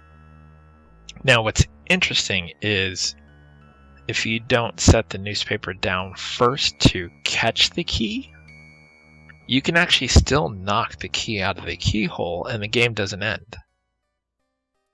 But I'm not sure what you would do after that, because if you don't use the newspaper to catch the key when it falls, you'll never get in this door. If you never get in this door, you'll never get the photo that's inside. And if you don't get the photo, you can't talk to Malcolm later. So it's weird. There must be a way to still get in the door or get the key that has fallen. I just remember the first time I did it, I forgot to put the newspaper down, and I was like, oh, damn it. And I put the newspaper, and you hear the key fall. Yay, it worked. And it's funny, because if you do this, so if you go here, you don't use the newspaper first, you use the nail to knock the key out, and then you go to put the newspaper down after, she says something along the lines of like, "Oh, I should have thought of this before," and she doesn't do it. But I don't know if maybe if you click again, she'll do it. I actually just restored when I accidentally did it the first time.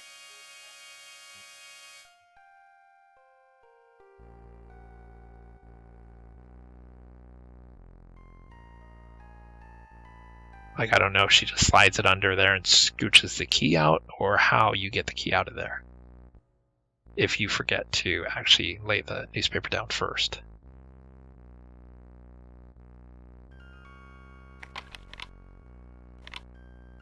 But I don't believe this game ever dead ends you.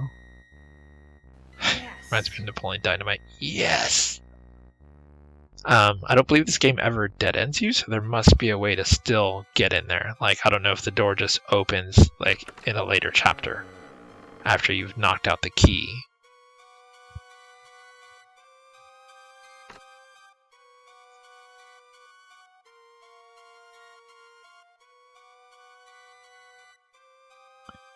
So obviously we're eventually going to do something with that wooden panel because it sticks out like a sore thumb.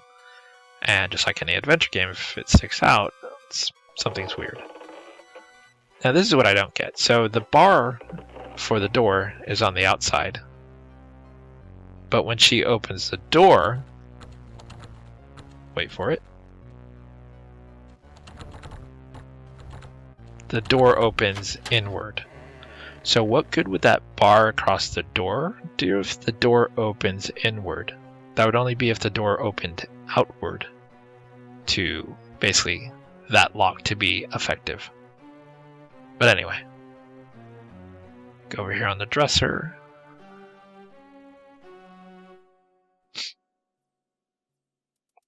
The Vampire by John Polidori.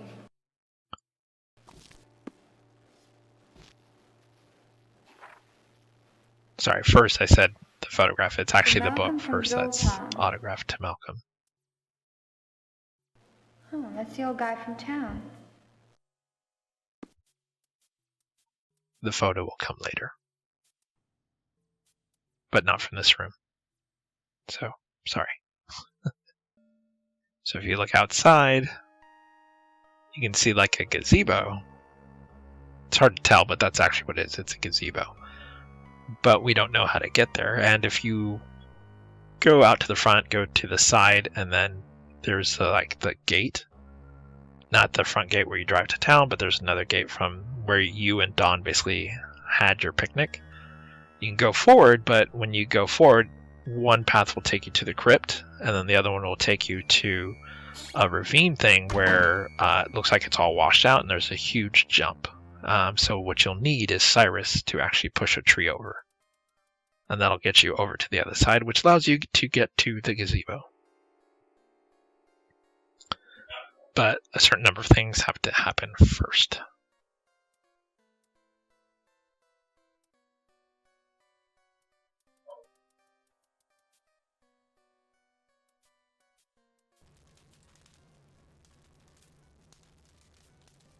I did think the addition of Cyrus and his mother was unusual for the game, because I feel like they didn't, I mean, they're great characters, especially Cyrus. He does a really good job of playing his character.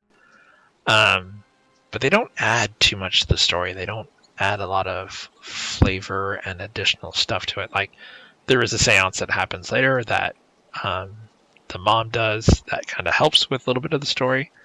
Kind of gives you a very blatant clue about something. But overall, I don't think they added too much, but they do small things. Like the seance is obviously very important because it gives you a very blatant clue as to what to look for and what to do. And then Cyrus helps with pushing down the tree. But other than that, they don't really do too much for the story. I just wish they were somehow more involved, had more history to the story, or had more history to add to the overall story in terms of the house and stuff like that. So we now have the book, which we need, but we also have the dog bone that we got from the general store. We're going to go ahead and give the dog bone to this Doberman, who will happily take the dog bone away. Good dog. Nice doggy. And I think, I can't remember if we did it in chapter 1,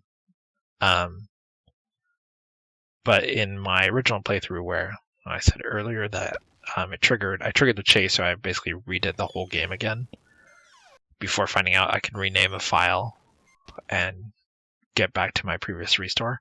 You can open up the mailbox, which she does, and she opens it, she looks at it, and there's a letter from R. Williams, which is Roberta Williams, and then it's to Wormwood. And I thought, that's a bold move just going through someone's mail, because that's literally like a federal crime. Ma'am, I just bought the old Carnavash estate. I understand the man who lives here, Malcolm, I think his name is, used to live there as a young boy. So? Well, I was wondering if maybe I could speak to Malcolm about his experiences there. I have a lot of questions to ask him about the place. No. Just a warm shadow. By saying you have a lot of questions is probably not the best way to present that. Maybe you just said just a few questions. That might have helped.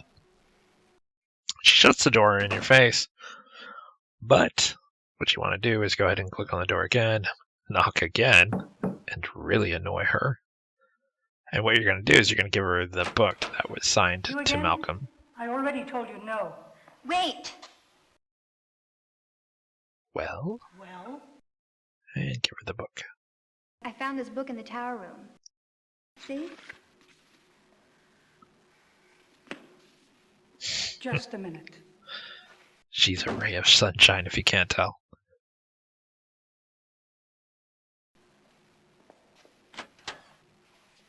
All right, you can come in now. Thank you. We're almost done with chapter 3.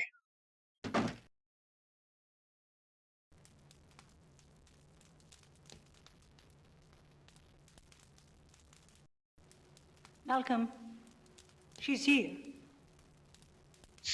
Malcolm! I do love that that she first says his name at a normal tone and then has to yell it saying, Malcolm, she's here. Because the dude, as Lou said, is probably about 110 years old. And he sounds like Emperor Palpatine from Star Wars.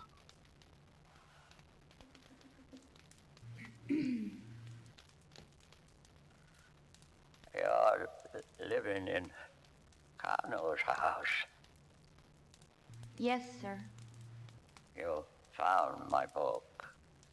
Yes, I did, sir. Don't call me sir.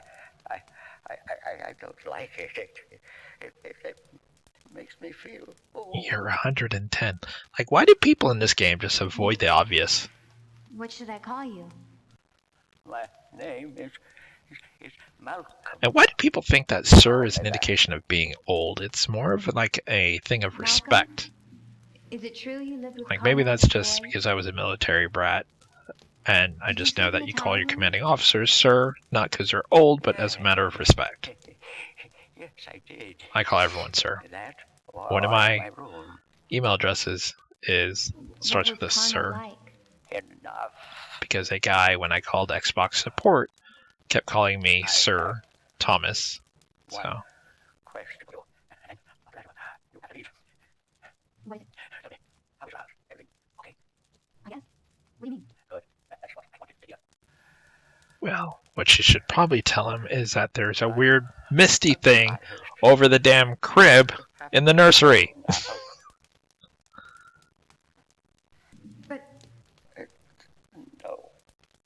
But he just asks if the house is okay. And thanks to her, the house is fine, but her husband is not.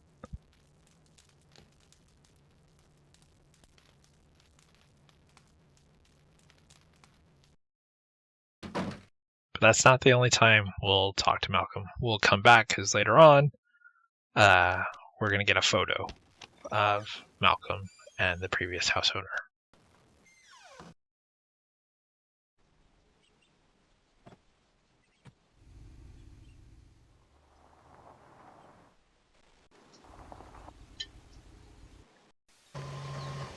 Uh-oh, cutscene.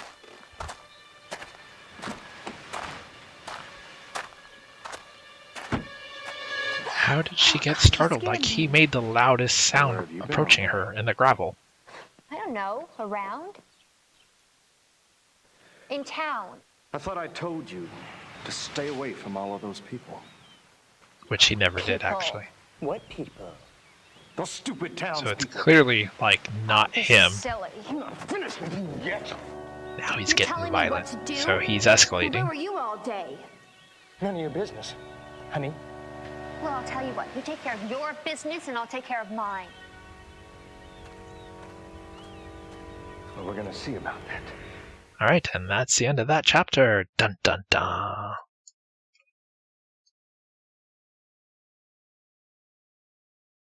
Alright, we are now sliding into chapter 4, and real quick, I'm going to give that warning of the simulated rape scene.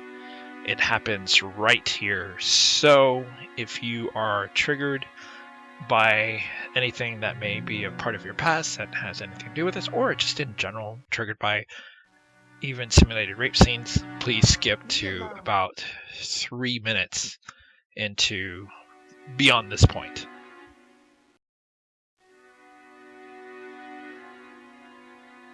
I understand for those that are triggered by that, for sure. I completely sympathize. Story-wise, it is to show the escalation of Dawn that we're slowly seeing throughout all the chapters. We see him becoming more and more aggressive. And this simulated rape scene that is about to happen is a sure indication that he is nothing like the person he was that we saw initially, and clearly has escalated beyond just being an asshole. Now he's a monster. You could say quite literally.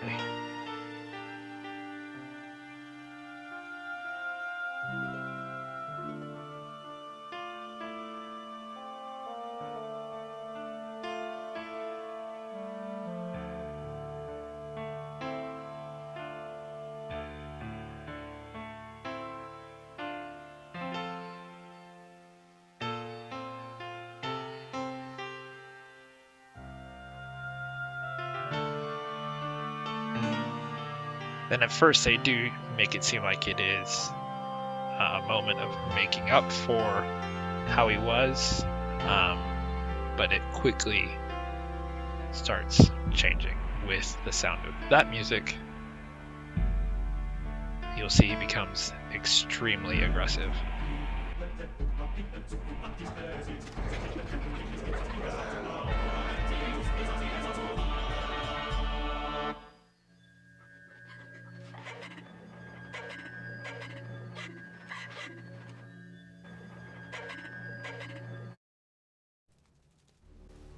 So it picks up after that. She's on her bed tying her shoe, which, you know, this is also very odd. Each chapter represents a different day, or sometimes even, I think, a couple of days. And she always wears the same black pants and orange shirt throughout each of the days. So it's weird that they never actually, to indicate the passing of days, also have her shirt, at the very least, be different. Like even a different color, like maybe a sweater, but maybe a blue one or something like that. Anyway, that's nitpicking. So things have definitely taken a very dark turn in the game now.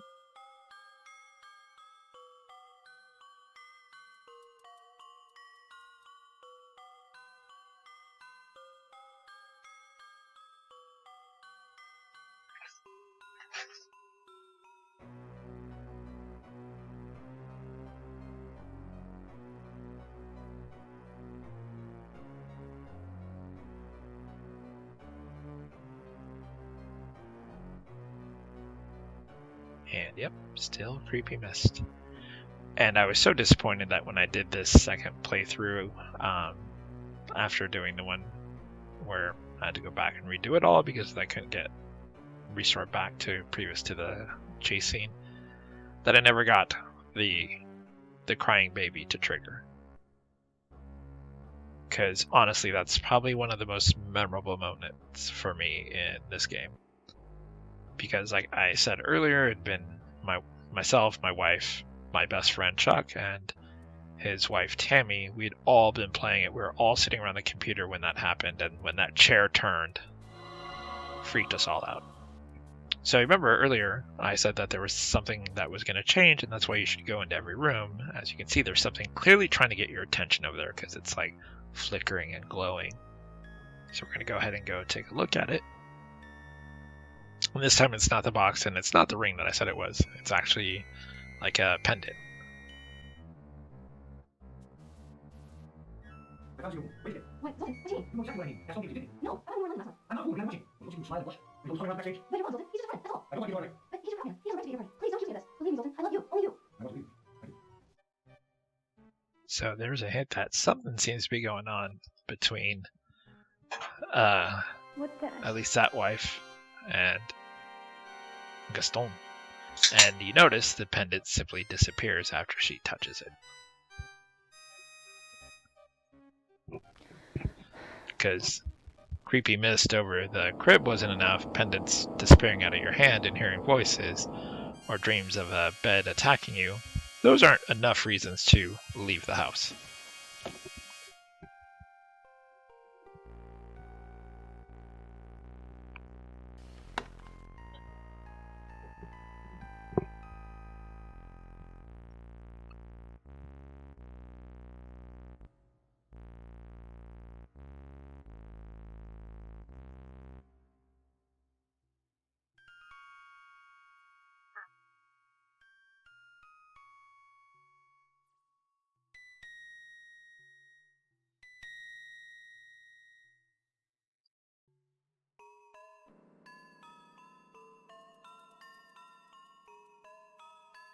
Again, such a good job with the music, the way it sounds like a warped, like one of those wind-up toys. So good.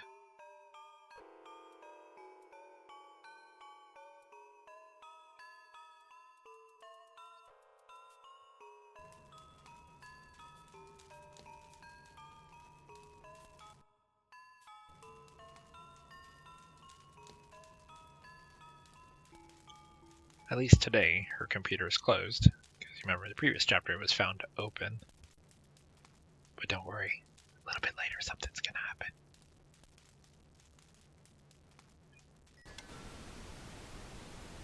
Never figured out why the TV was even a thing. At least later on, like I said before, they actually address like trying to have a phone in the house that works. I just don't understand why even the TV's like even there or even clickable. You clearly know you don't have cable. He bought this enormous house, but he can't afford cable. You also can't afford a $2,200 cross, apparently.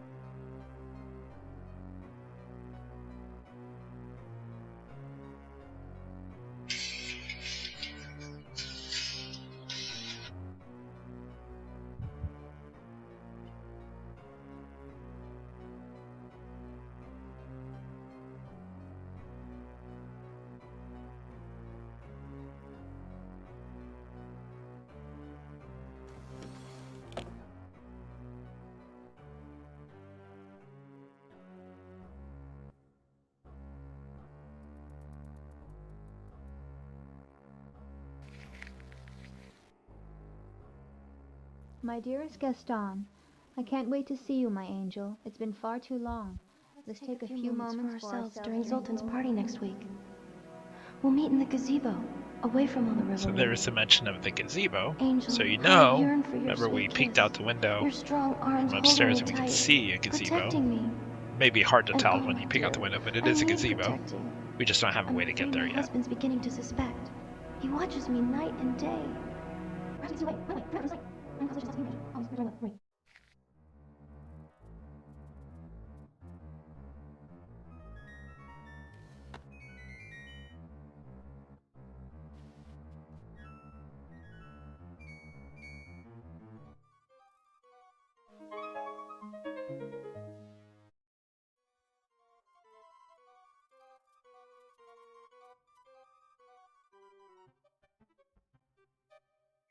You'll notice that I'm hitting the fast forward in the game, because I'm just basically going in to see pretty much every chapter, to check every room to see if anything has changed. Hey, I've been waiting for you. I'm sorry, Harriet. I forgot all about it. You ready to work? Yeah, ma'am. Tell me what to do. Well, let's see. Kitchen dishes need washing. Our bed needs to be made. This is one part where I think the music should have just been faded out while she's talking to Harriet. And the floor needs sweeping. I'll get right on it. Anything else?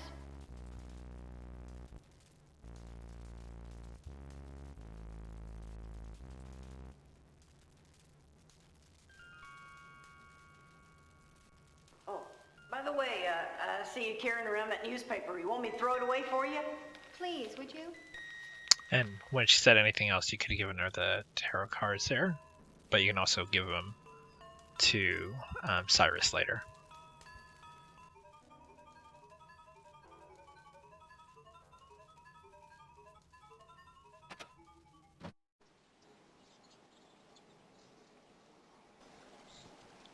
So that's what I was talking about. If you keep walking straight, that's where you'll go to a path that splits. One to the crypt, or one to the cemetery, one to the ridge.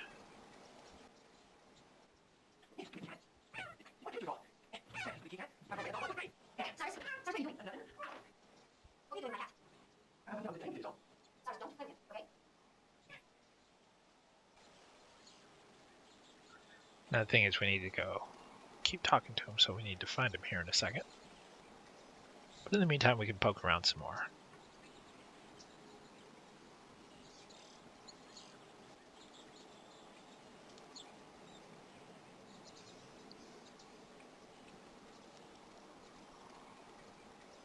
And this is essentially the other side of the path, so if you go across here, you're back at this part of the gate. Which from here you can walk, straight towards forward, and you'll go back to the front of your house. But if you turn around, there you can see Cyrus in the background. If you go this way, you'll see it is the crypt. And you can't enter it or anything like that. You can just go in there and kind of look. Which is a bummer, because it would have been a good opportunity to show that there's a cross or something in there, because as I said, all the walkthroughs basically say later on we'll find a secret passage and that you can find your way to the crypt where you take the cross. I did it a totally different way in how I acquired the cross. So it would have been kind of cool to know that there's a cross there to acquire. Too far. That'd be a long jump. And this is what I was talking about, where you can't cross here, and this path is where it will eventually lead to the gazebo. But that tree needs to come down first. And we've seen a tree get knocked down before in a Space Quest game.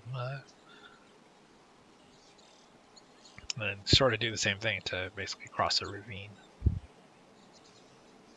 But what we can do is get someone who is very strong, such as Cyrus, to push down the tree.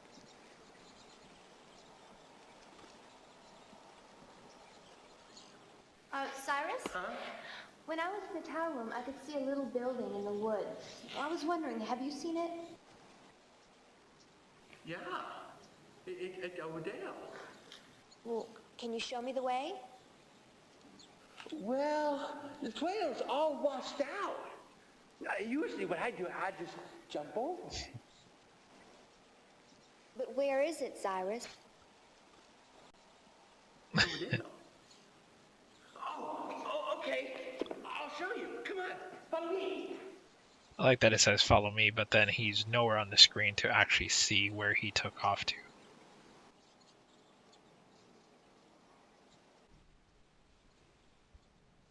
Okay, I'm sorry, hurry. Okay, see, there he is. Here's I got you. Come on. Well, I know, Cyrus. It's not dangerous. Is that way? No. Oh, yeah. I did.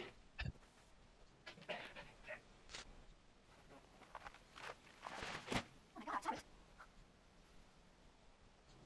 There you go. Yeah, I know. I know. Muscles than brains. Yeah, well, your mother was That's right, Cyrus. so nice of her to agree. Heck, it ain't nothing. Oh,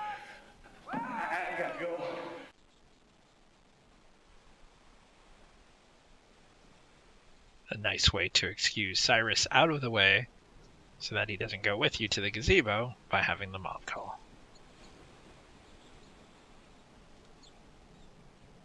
So what you need to do is essentially click on the tree of the fallen tree and then cross the path.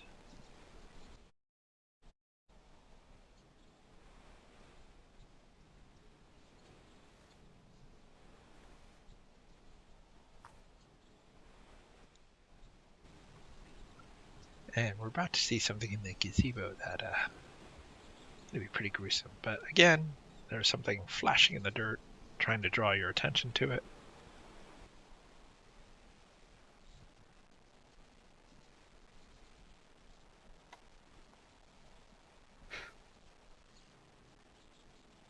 And it's hard to tell at first what you're looking at. Like even if you drag it over the eye to get a closer look at what it is, it's still not super clear what you're looking at until you see something later. Like to me it looks like one of those little stoppers that you put under the chair so it doesn't scrape across a wooden floor, but it doesn't explain the tiny little hole. The tiny little hole is pretty much the dead giveaway as to what it's for. You can kind of see it in the background, you can see a telescope. But in the meantime, let's go in the gazebo first. And ooh, there's a weird chill. And all the plants are dead.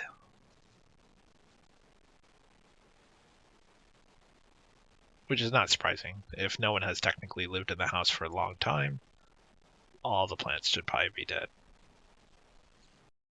But what we're going to do is we're going to pick up this spade.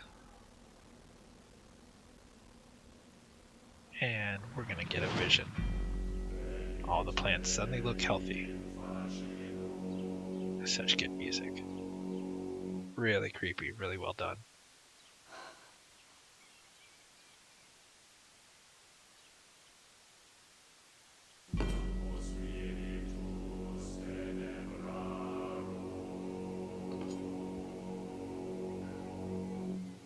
Zoltan, what are you doing here?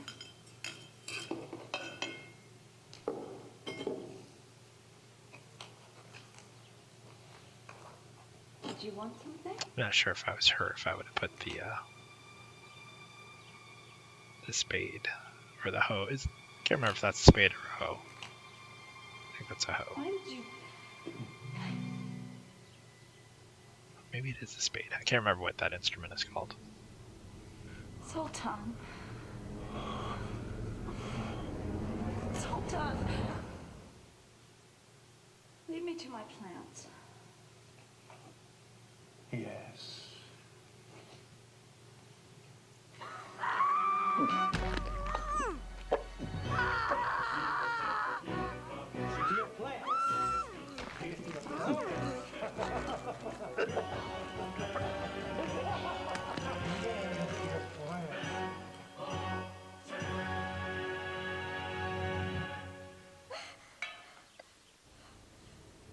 And once again, everything returns to normal.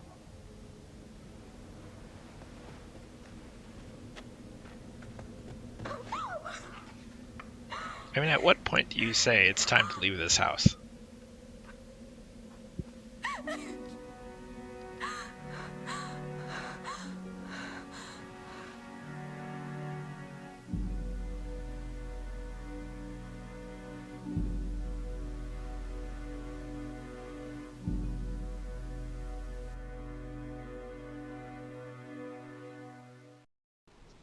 It conveniently puts her over by the telescope, which if you click on, she'll make a note.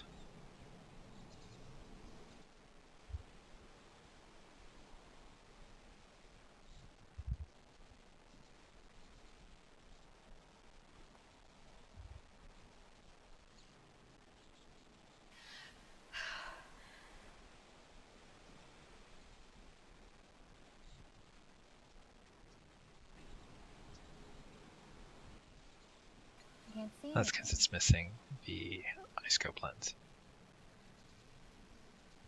Oh, it's missing a lens piece. Guess what we just found on the dirt road? Could it be a lens piece?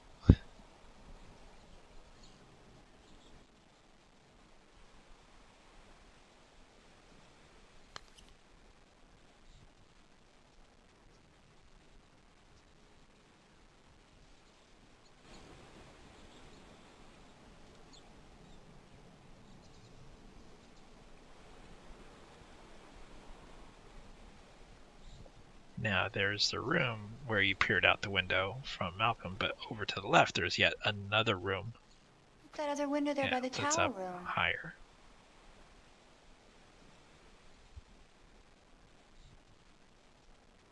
So now we know there's yet another room we've not seen.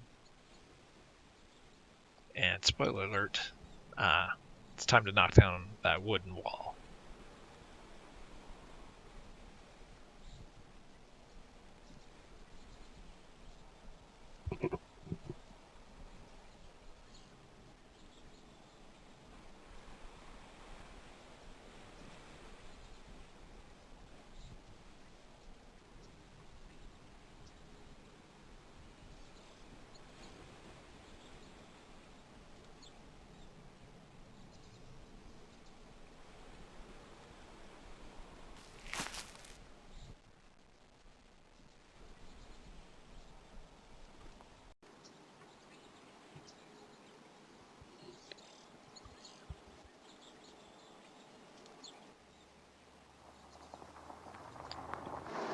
Wonder who that could be.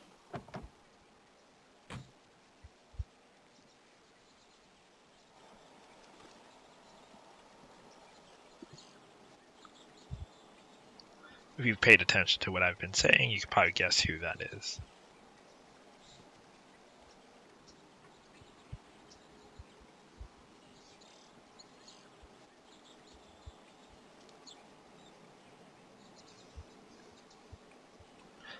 If you actually walk south from the screen, you'll get a wider view of the parking lot to see who it is, but you just walk inside and you'll see. It's a guy putting in a telephone.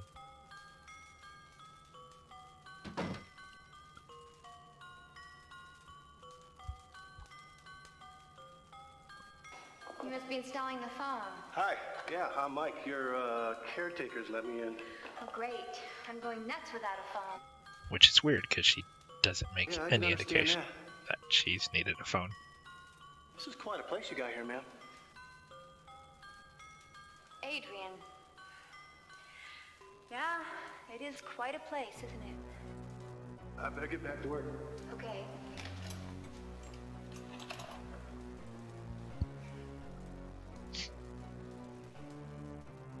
I like that he's like, I need to get back to work, but then he takes a second look at her because she's a very beautiful woman. Everything okay here? So far, so good. Good.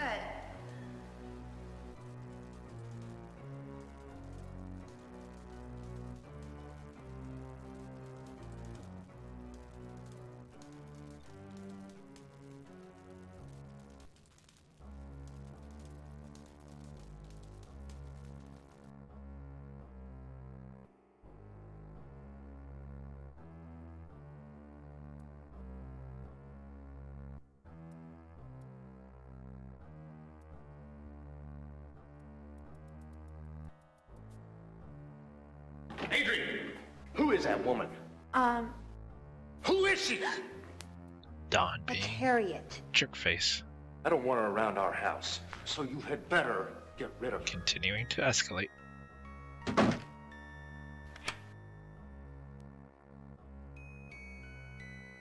Which is funny because we never actually see him see Harriet.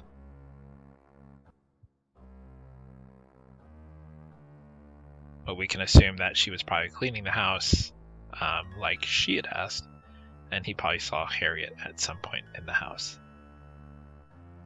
But it would kind of been cool to actually see when he sees her, you know, kind of get more into Don losing his mind, if you will. More like his soul, but there you have it.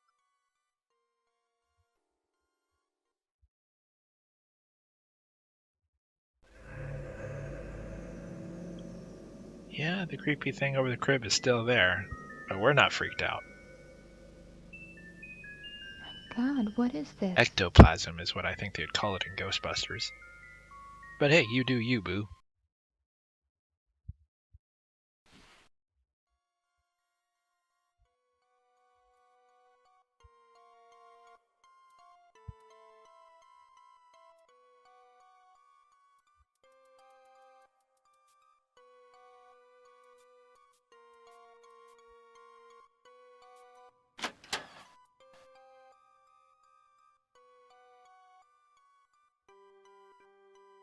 So what we're going to do is we're going to look at the wall, and we're just going to take a hammer to it.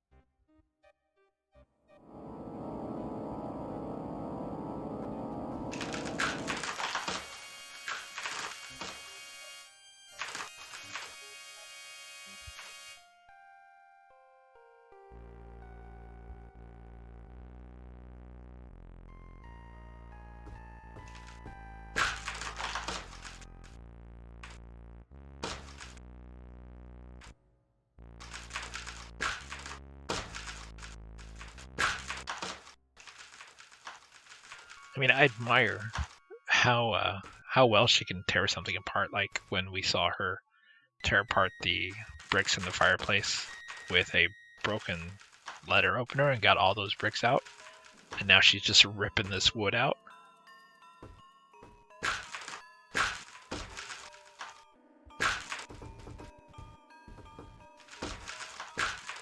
And I like that they actually take the time to actually show her deconstructing it. Not that, she kicked it twice and suddenly that there's this huge hole. But you actually see, she's taking effort, taking time, to actually rip it apart, kick it, and it's not just one and done kind of thing.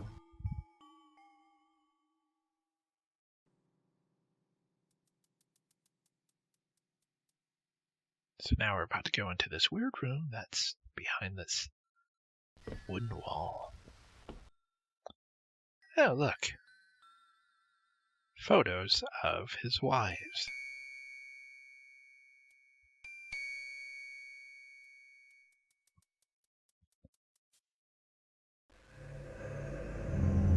And it's hard to sometimes see, but in the device behind it, you can see it kind of shimmering. That's not like pixelating graphics.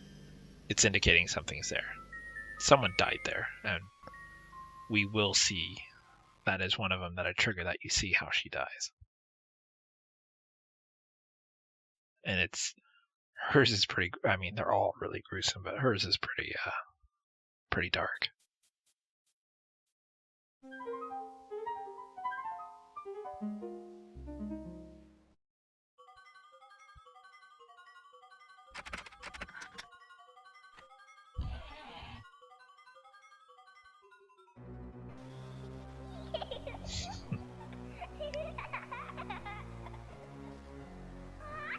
Why is it that the sound of children laughing is either the most beautiful thing in the world, or when you're in a haunted house, it's the creepiest thing in the world? They can fly to both spectrums. And then don't be tricked because she stands up and looks at it. You want to look at everything. For example, that pin. Remember when I said earlier that you got to pay attention to what Lou is saying on the phone when you first walk in? Because guess what she does? She pockets that pin. And then there's one more thing in there, the diary.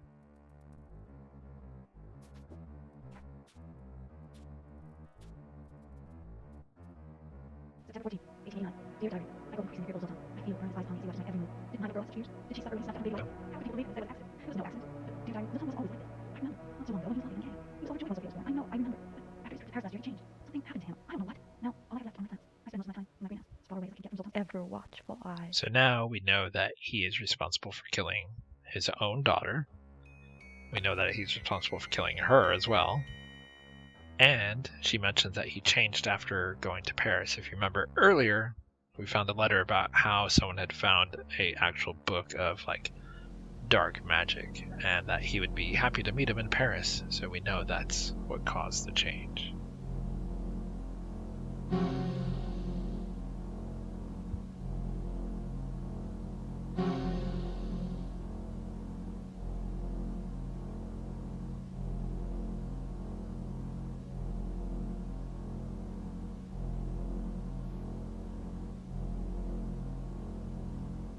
Trying to figure out what that thing is, but we'll find out soon enough.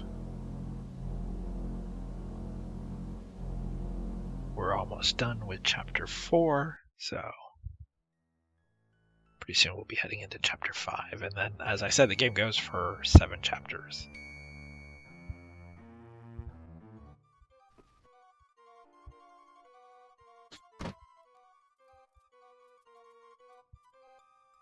You can tell I'm just waiting for the thing to trigger every time I walk in this room, but it never does in this version.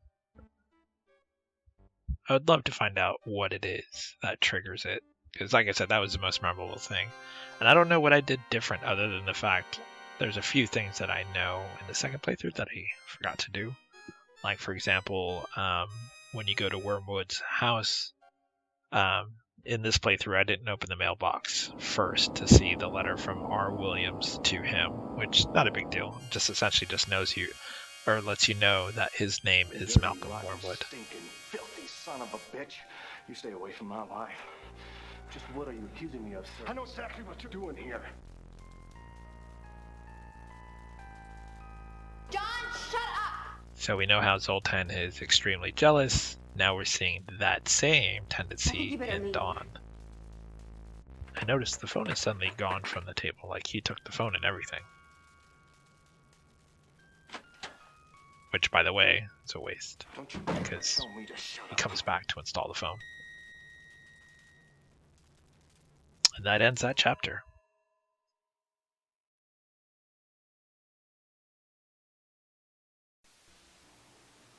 Alright, so now we're heading into Chapter 5, Friday, October 21st. Starts with a dream, blood coming out of what would probably be her eye.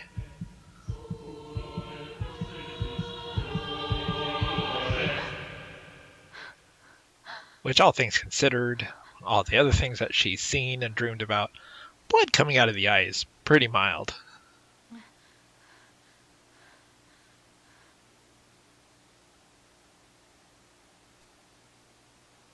$8:30?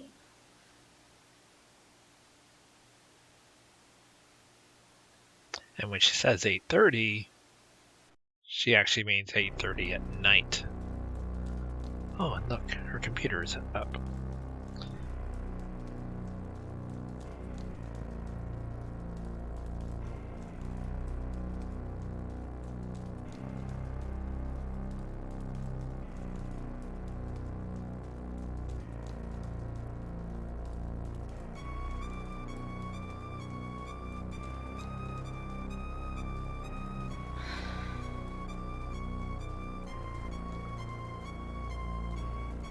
Notice that she takes a close look at it. And I can't tell if that's supposed to be some kind of code. But like when I first looked, I see like the word get, and I, tried to see if there was something here to find that was like a hidden message. Like get out or something, but I didn't see it. So if there is something there that I am missing, I'd love to hear about it. It's not too obvious what that is, other than just perhaps random strings of letters and numbers, and that there is no actual code there to find.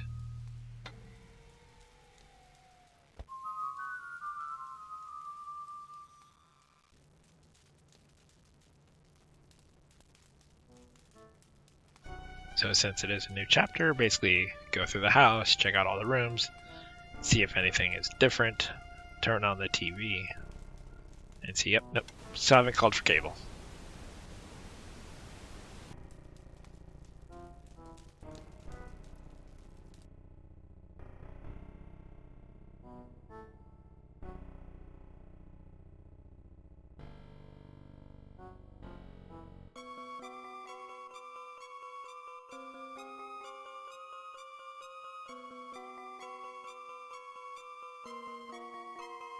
What is this thing?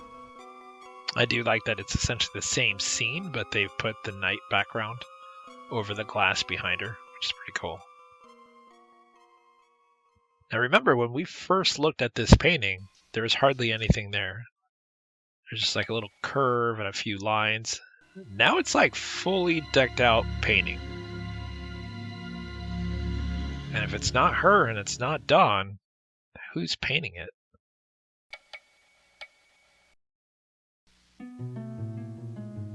But no, that's still not enough to freak her out that someone is clearly painting in her house.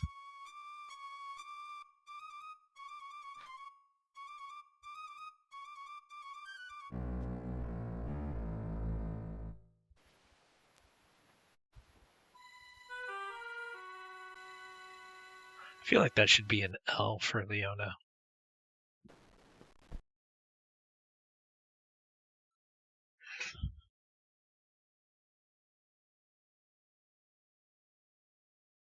Unless it's a H for Harriet.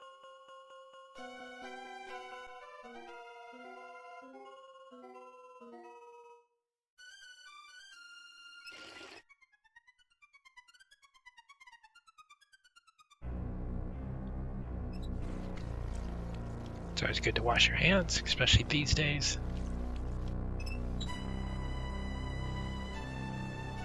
In case this is watched 10 years later, no one gets the reference. Currently, we're in the middle of a pandemic with the COVID-19 thing. So, washing your hands, always a good idea. I mean, it's actually good to wash your hands even when you're not in a pandemic, to be fair.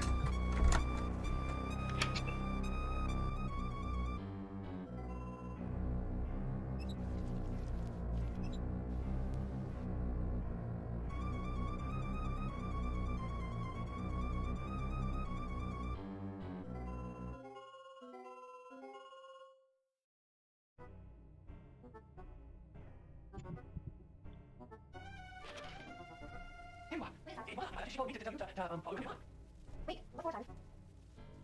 I think it has something to do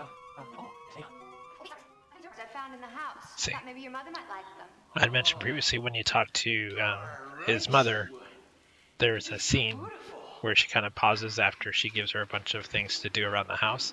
You could give her the tarot cards then.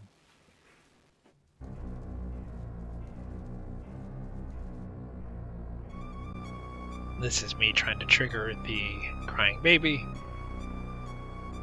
Like, since a new thing happened, go upstairs, see if you hear the crying baby sound. And as you already know, because I've mentioned it a few times, I actually don't trigger it in this playthrough, so it's a bummer.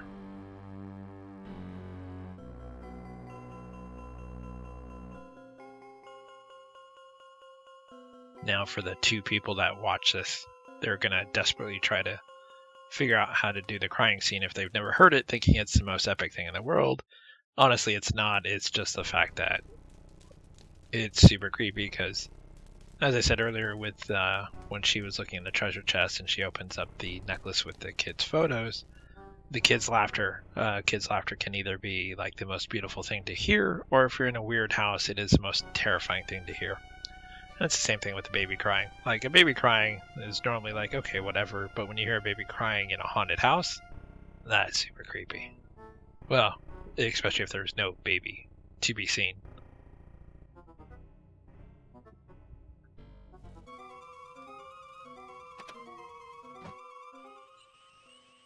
Got some cool nighttime sounds going.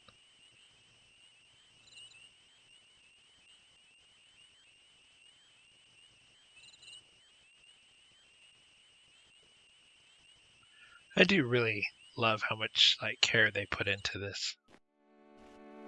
I feel like they didn't just try to make a cheap full motion video game just because that was the thing to try to do back in the 90s. I feel like they actually put time into it.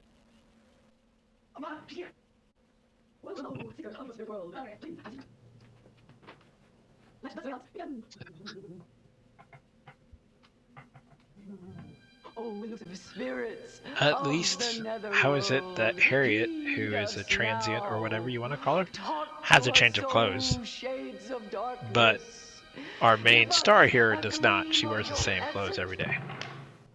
Give us a sign for spiritual being. I think you're fine. Oh, restless souls, this poor gal seeks answers questions unknown. You just got to know. Oh no. Now that freaks her out. Like, green liquid coming out of her mouth. Did she not pay attention to the misty thing above the crib in the nursery?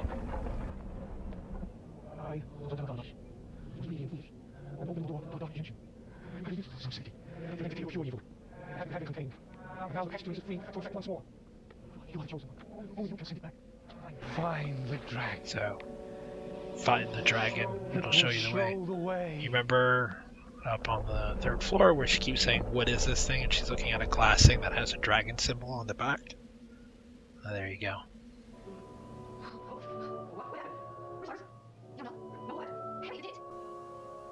You really did it. And now she finally believes in seances and stuff. No, I wouldn't do that. Apparently, like 5 days of a mist above a crib was not enough to convince her otherwise.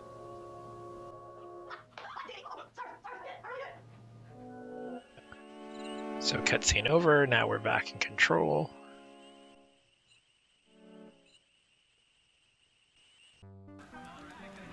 And something weird is going on in the house again.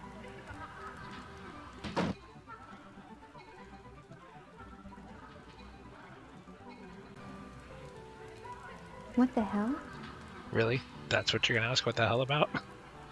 Not all the other stuff that's happened in the house so far?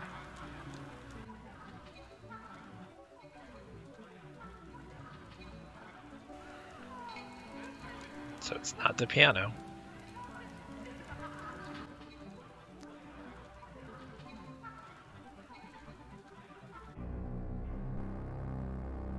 Notice the party sound stops and creepy sound kicks in.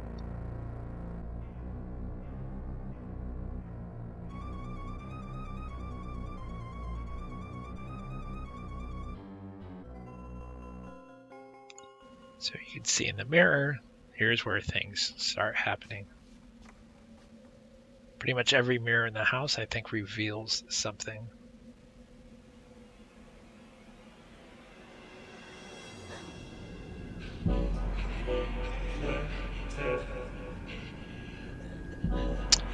This is the one that has a lot of gore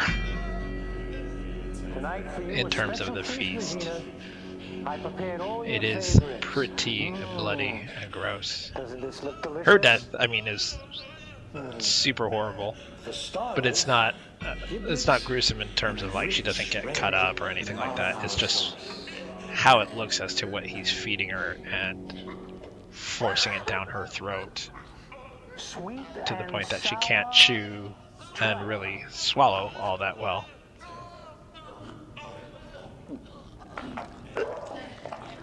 Still hungry? Scrambled brains? Oh, yes. Delightful. Yes.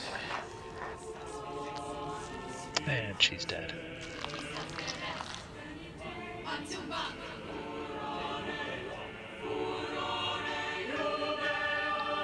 It's not enough that she's dead, he's also got to flick the blood on her face from his fingers. It's classy.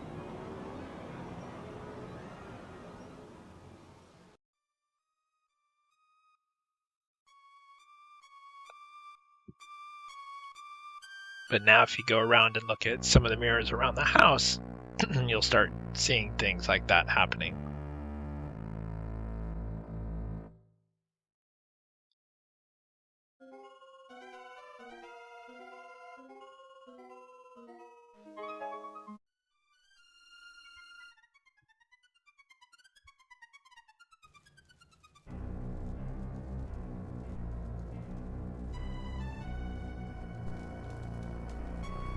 And you can see something is going on with that mirror.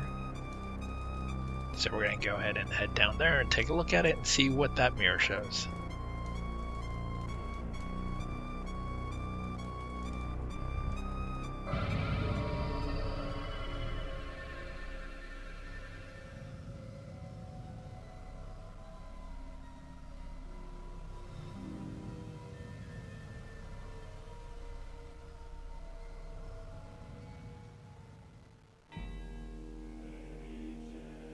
There he is. There she is.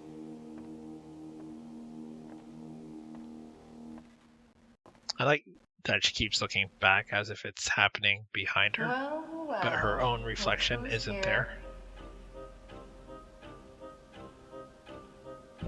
She's got a, not her, but her. She has a pretty gruesome death also. My dear husband. Here's to you.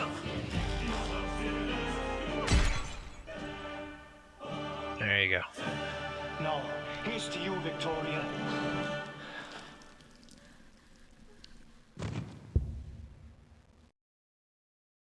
Like, how did he get away with killing so many people and not get caught? Other than being a magician and making him do a disappearing trick.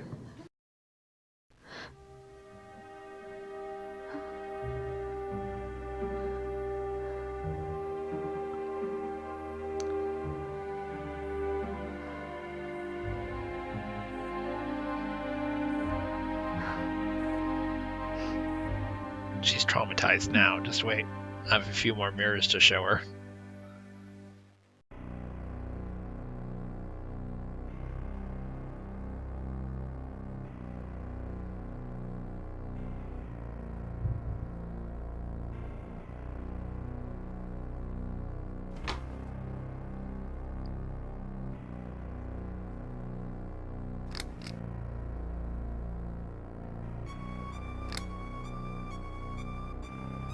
Accidentally clicked on the lamp.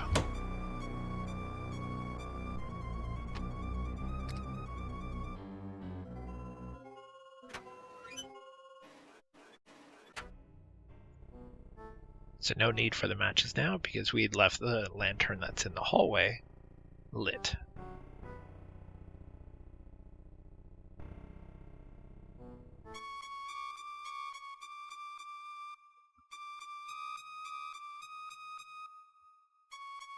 So if you look at that top barrel, you can see there's something there.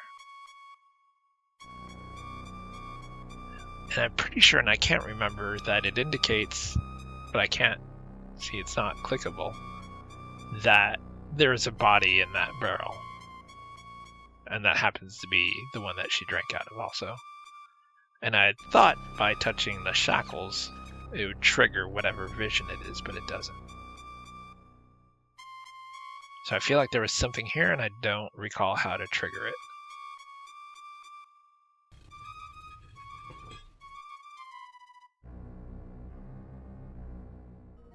Cool.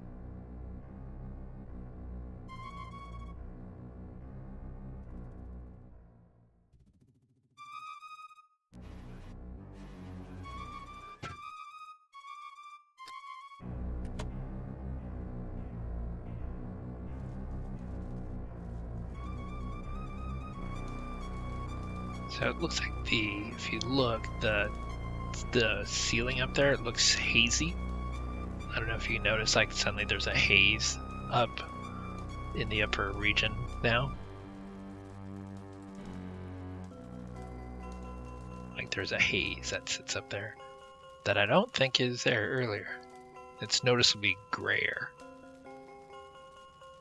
So, something to note.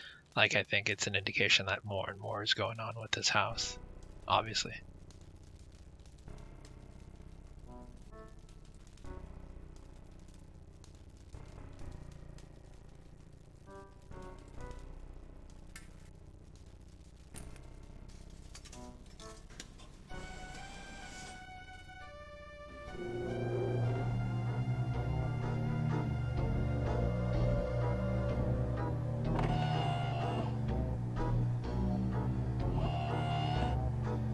It always picks and shows the same card, so how is the fortune always different?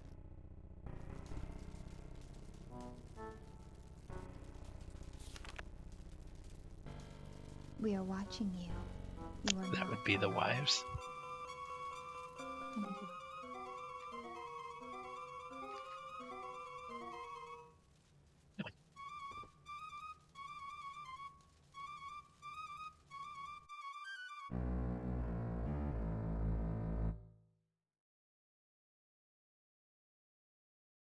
Neither one of those mirrors are clickable, so nothing to find in the mirror. Which is a shame. I think Because they set up a theme with the other mirrors, that there should have been something visible in all the mirrors to show a vision of some kind.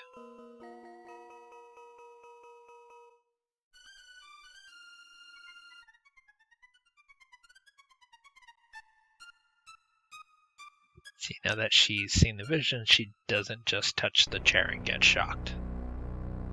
She kind of understands what this chair is for and looks horrified for it.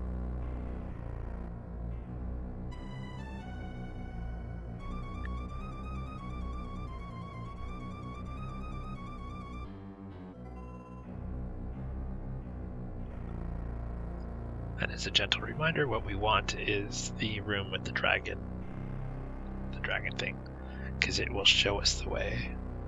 But as always, with a new chapter and new events, just exploring everything to see if there's any new things to see. So rather than just go to what is immediately needed, just checking out everything to see if something has changed. For example, all the mirrors. Not all of them, but most of the mirrors have something to show.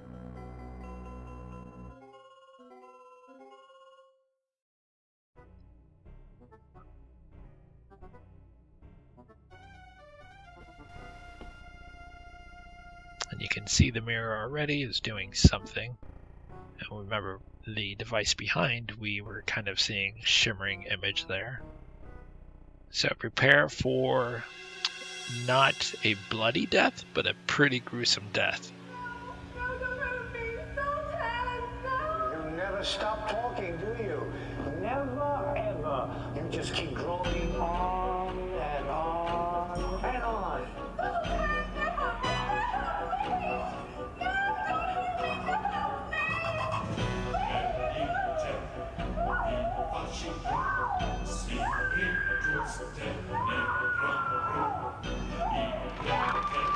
That's crazy.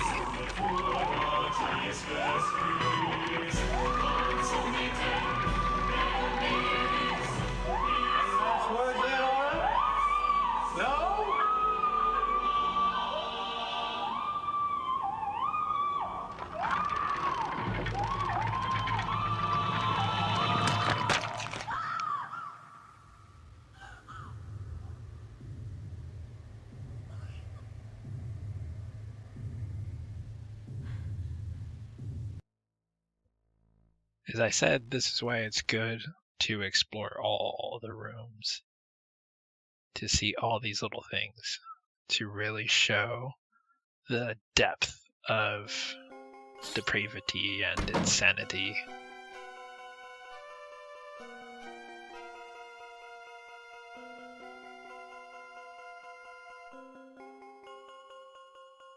Still the thing, but still no cry. And you'll notice when she turns around, there's the baby's photo over there to the left. It's not broken or anything like that. Keep that in mind.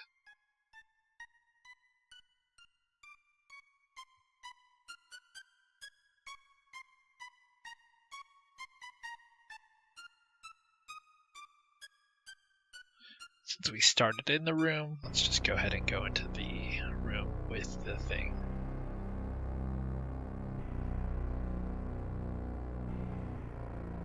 And notice this time when she approaches the dragon thing, it's different and it's moved. Because it used to be on that table by the chair, now it's in the middle. What is this?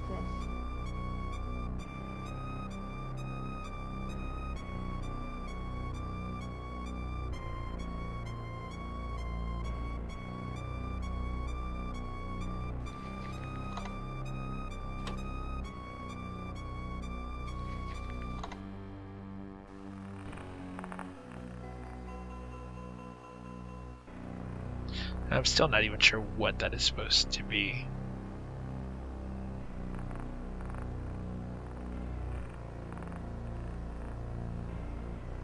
Dragon will lead the way.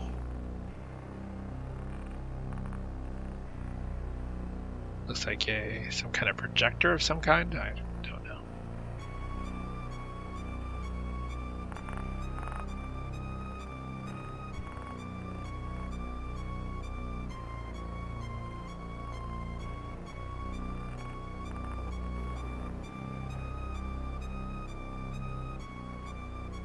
God, secret panel. Yeah, because the house isn't creepy enough that you just go into a secret panel.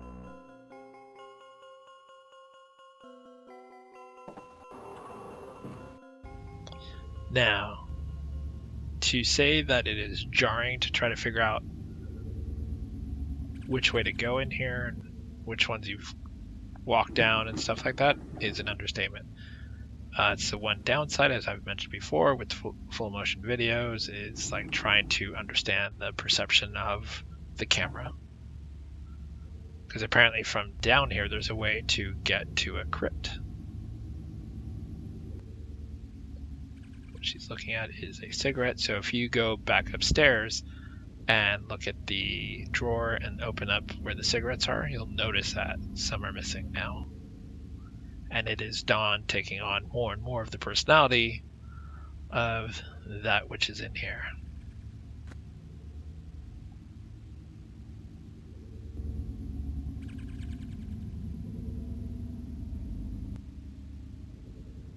But as I was saying, this is like really just disorienting down here as to which way you've gone, which way you're supposed to go, which way you've already accidentally gone. Because there's a way supposedly to get to the crypt, which I don't think I've ever done. I mean, unless it was like way back when I first played with Chuck, Tammy, and my best friend. Chuck, Tammy, and my wife. But ever since I've owned it on my own, I've always done it getting across the way I got it. So now we're back up in this room, which indicates, hey, there's a secret passage here. Now I assume it's not accessible ever until you figure out that there is a passage there. And once you do, you can just reopen it.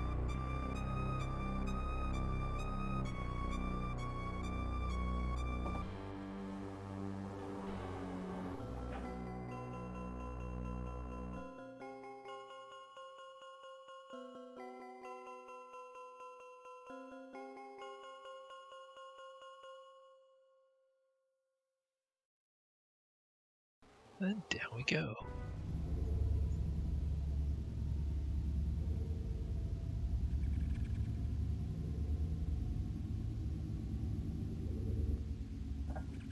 So it looks like it just takes you right back up to where you were a moment ago.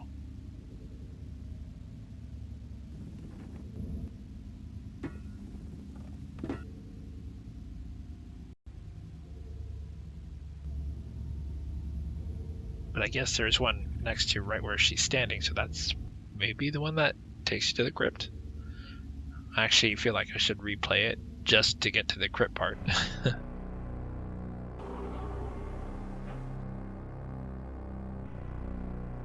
Now we're back here.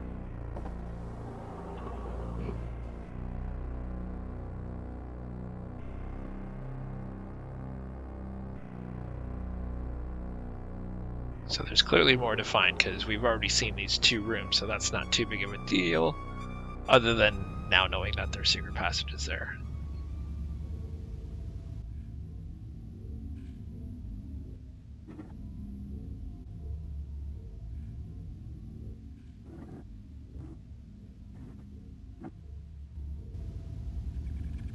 This looks like a good place to save.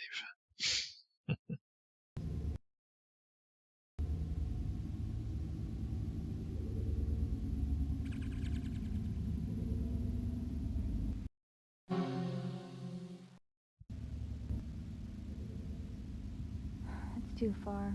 That'd be a long jump.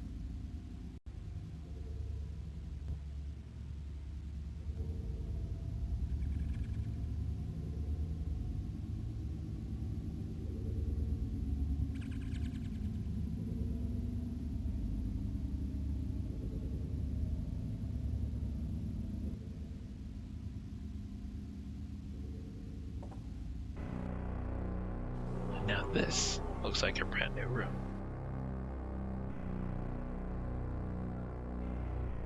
Why, yes. Yes, it is.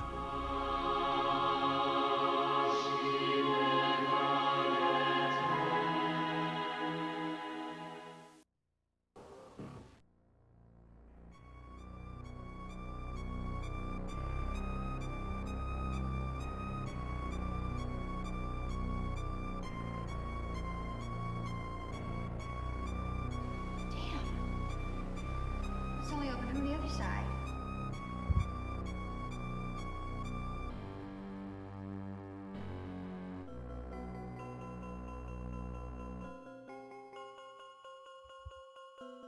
See nothing in the chairs. But you can go forward towards the stage.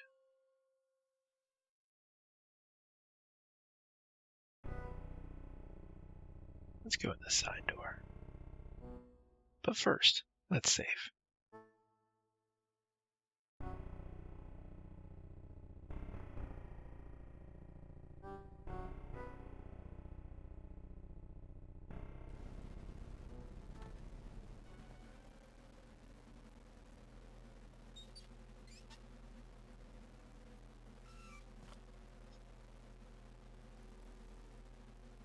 And another vision.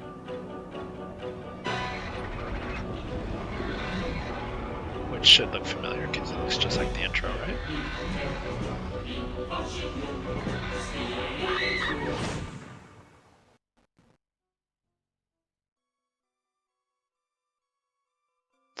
And that green thing we can't look at yet, but we will be able to shortly when it's uncovered. Because apparently she can't take off the cover.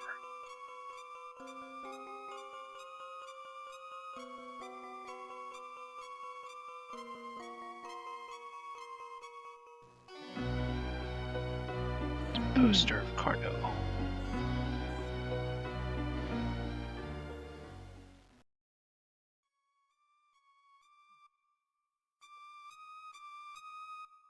Creepy looking doll.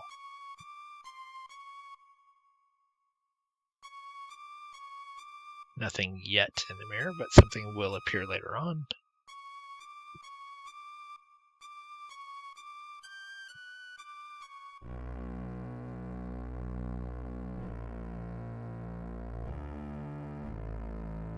And it's weird because if you look right below the puppet's hand, every time it turns around you can't see it.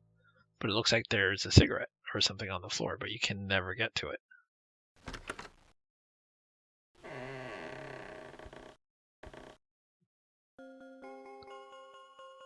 Nothing in the closet that we can grab that's obvious, but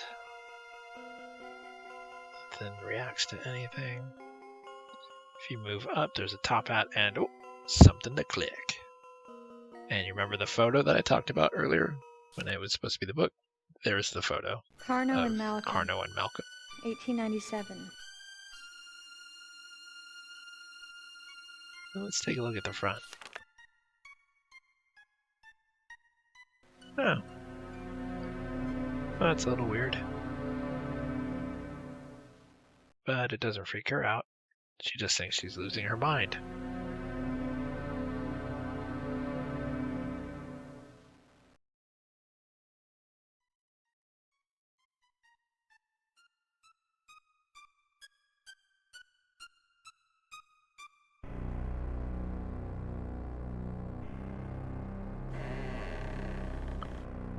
We're almost done with chapter 5.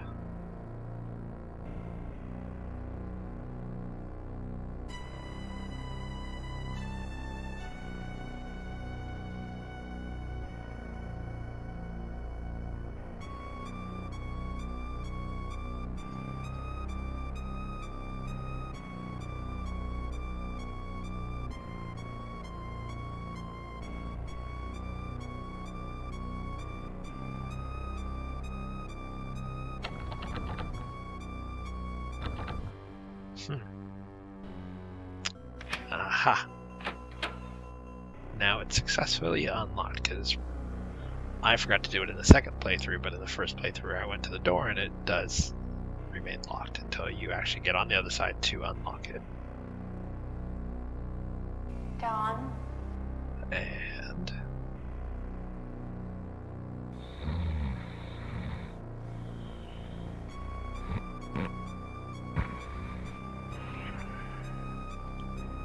God, look at you.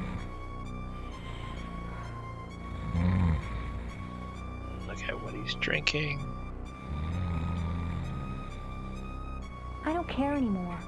I just don't care.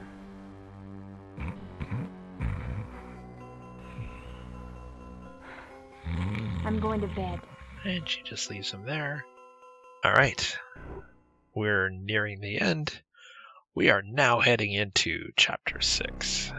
Saturday, October 22nd.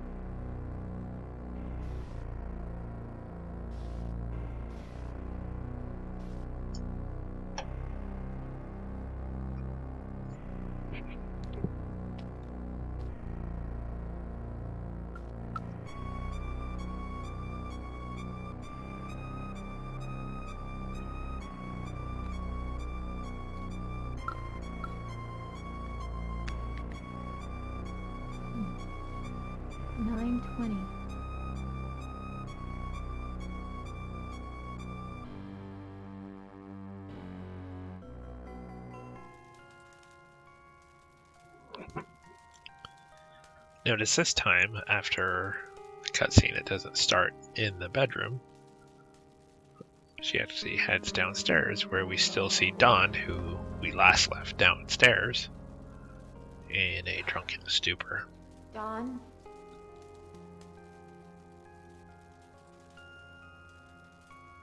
Adrian. You all right, honey? Yeah, I just hit the whiskey a little too hard last night. That's all. The bottle he put on the floor disappeared. Dawn, let's leave. It's like the first sensible thing she said. Gotta Finally. get out of here. Look what this place is doing to you. Leave. This is our And home, Adrian. there he goes. We can never leave this place.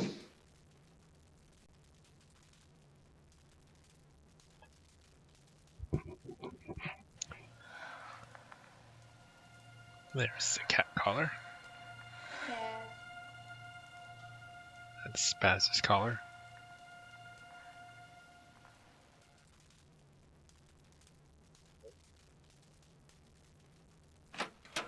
Oh, what do you want?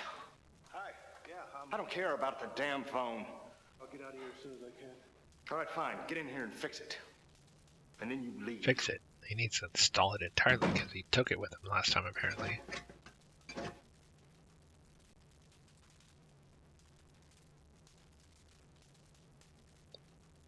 And again, just like nice little stuff, like where the dude shook his head when Dawn walked away. Son of a bitch.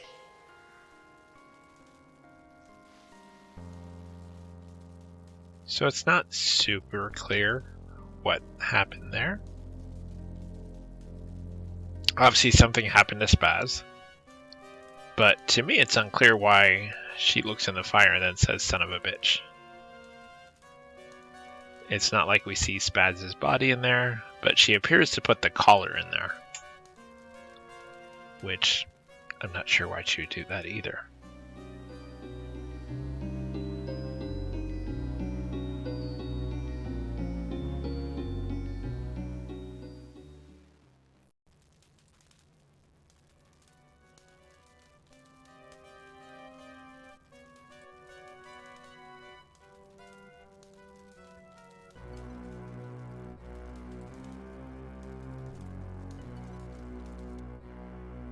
So we're going to check out the newly opened room and look at that. And for those of you who suffer from any form of risk of seizure, please skip about 5-minute pass from this mark because she's going to look into that device, which is one of those old-timey flashy, makes like motion pictures through old photos. So it does have a lot of flashing words and a lot of flashing images, so please skip to about 5 minutes ahead if you are in any form of danger of seizures.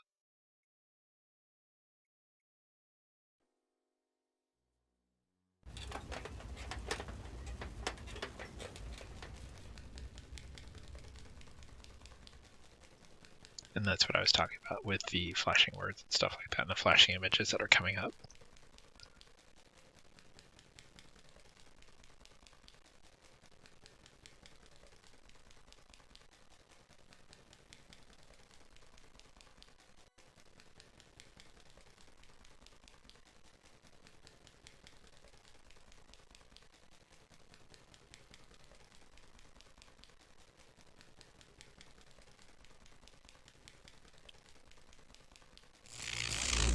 And suddenly there's sound.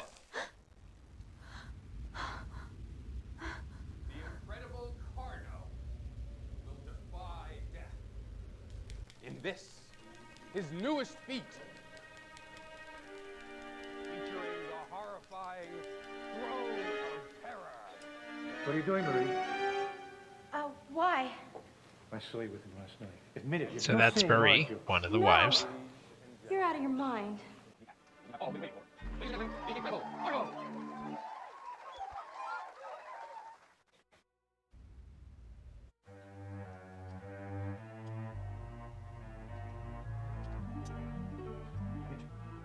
Go to hell. Literally.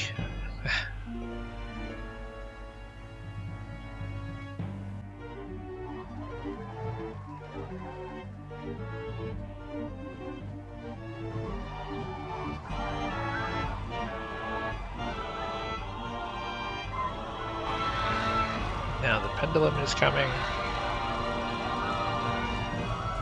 And he's supposed to be able to escape, but she's locked everything down.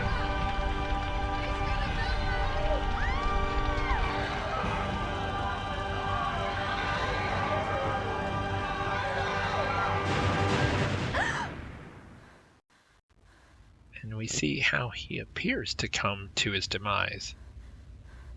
Oh, but there's more. We're only on chapter 6, so you know there's more.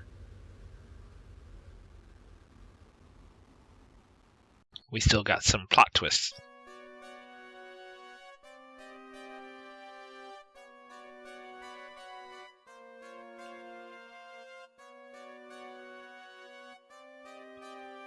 So you can see the mirrors moving, so now we know we're going to get some kind of scene here.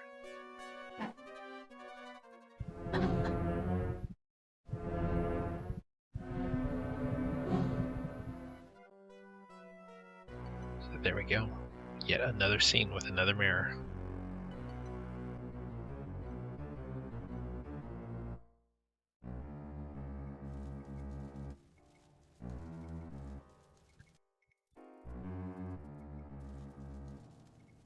Boy, I should take a shot with Anderson. I don't apologize for Dawn. Just, you know, definitely. Well, you must take temporals, that's all. Guys, like, leave me out of your BS. I understand. Well, we gotta work.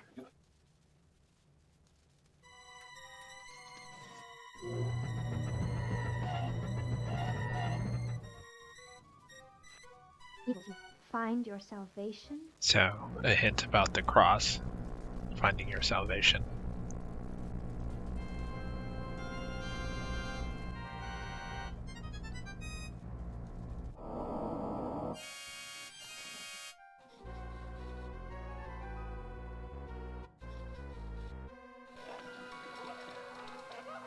You can hear him laughing.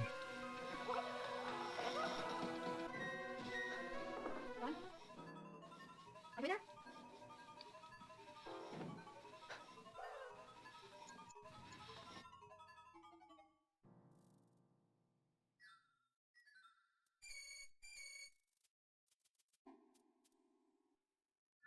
Still the creepy mist, but this time it's not clickable, but still doesn't trigger that crying, so let's sigh.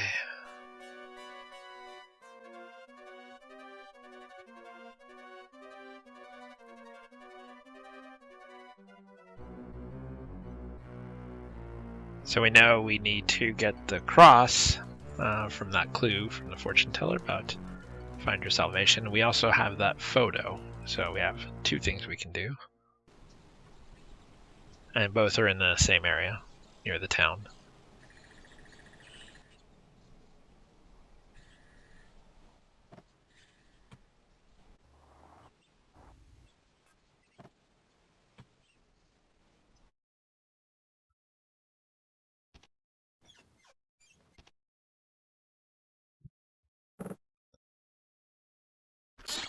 Yes?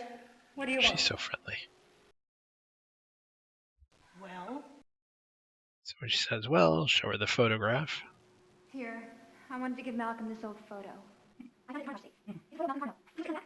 See Malcolm, young boy. Please, don't let me miss Malcolm. It's important. Not Argentina.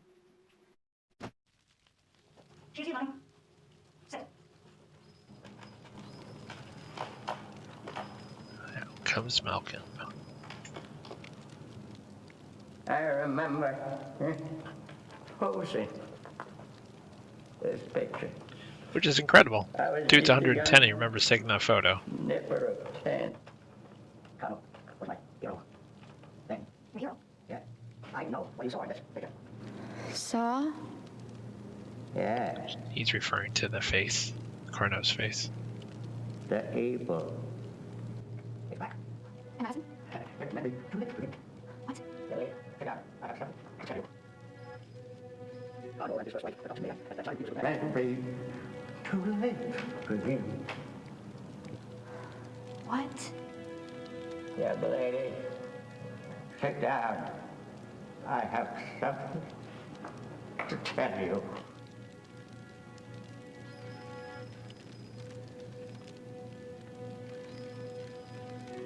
Carno and his first wife adopted me.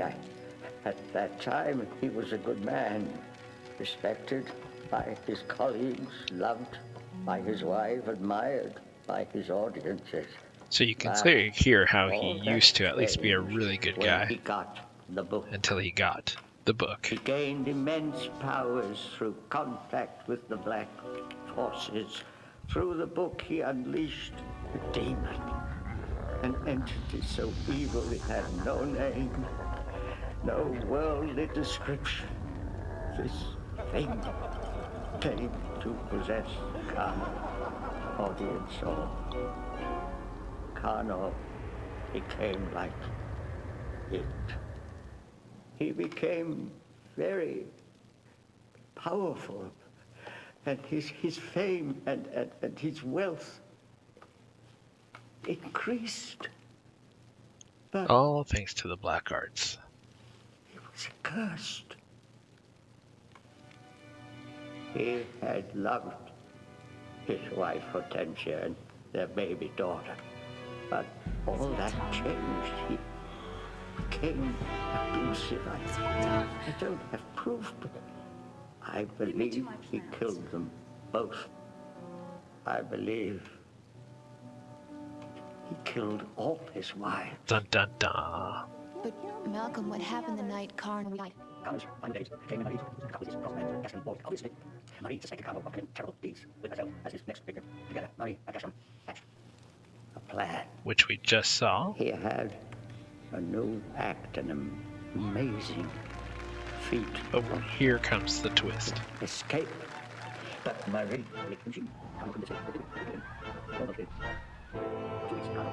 then, one night, he woke, swearing revenge. I saw Carno right, and unconscious cast him into his theater. There, within the secret passages I watched, as Carno tortured and mutilated poor man, leaving him dead. Or so we thought. It was Marie. Spoiler alert.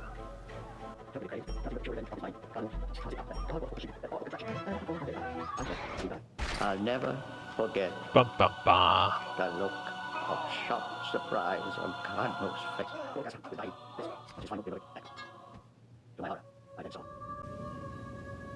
A Bum demon. bum bum.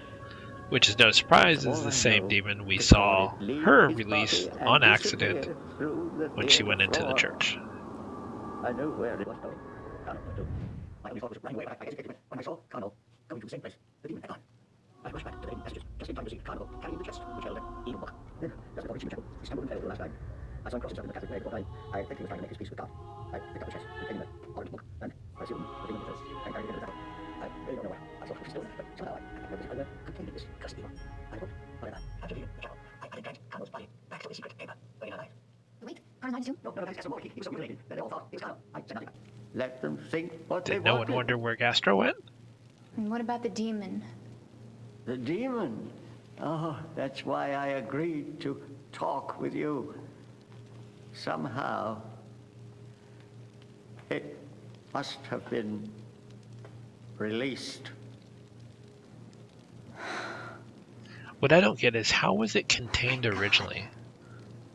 Just because Castro was crawling away, he did no ritual or anything to bind What the can demon. we do? back into the chest, and The neither only did answer is Malcolm. the accursed book. You've got to send that thing back to where it came from. Back to the other side. You have seen the book? Yes. I thought so. All right, come on. You're the only one who can do this. Your husband's soul is ensnared. I'm not sure what I can do. Or what can be done for him. Spoiler alert, nothing. But if you can somehow get close to the demon, here's what you can do. You'll need the book, a holy item. Again, another hint to the cross. The stone of Hammurabi, and the blood of a sentient being. Now, take the book and... It's a weird place to cut off.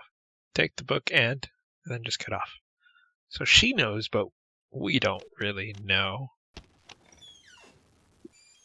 Except for the items that we need.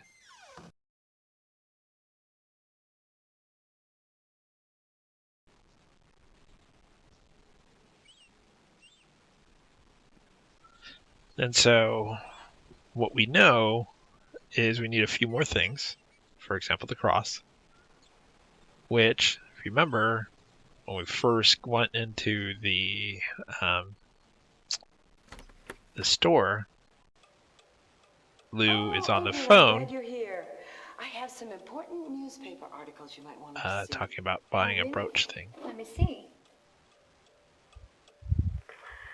When you started questioning me about Carno's old estate, I thought of something. My mother started this scrapbook of important news articles when she was very young. She added to it almost up until the day she died. That was 4 years ago. I remembered seeing some old articles about Carno in here, so I dug it up. This is wonderful. Can I keep it for a while? Oh, no, I couldn't let it go. It's my mother's. You have to look at it here. I'm sorry. Oh, no problem. I'm just glad you found it. Unfortunately, I may not have time right now. When can I read them? Anytime. I will leave it right here on the counter. Come in whenever you want. Thanks, Lou. I appreciate it. She should know we're on chapter 6. We've only got one more chapter to go, so read it now.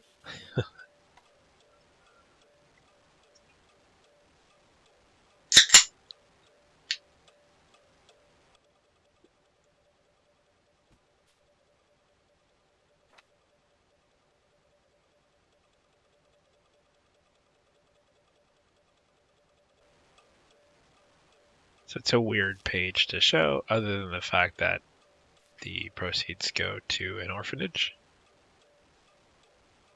Figured there'd be more story-wise there. Excuse me. Lou? What was it? You're not open. I understand you should go cameos. Yes, I am. Well, I have this little cameo brooch. In our house in Old Town. I thought you might be interested in it. Oh, we'll see. I was wondering if maybe you should drink for that Christmas in there. Well, sure. See? There you go. Oh, great. Thanks a lot. You're welcome, and thank you.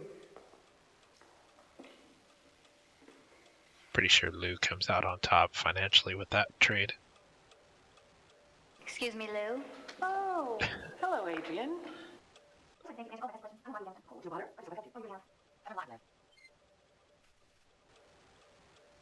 Alright, so we've gotten everything we're going to get out of Lou, all the information, the questions, the book, and now the cross.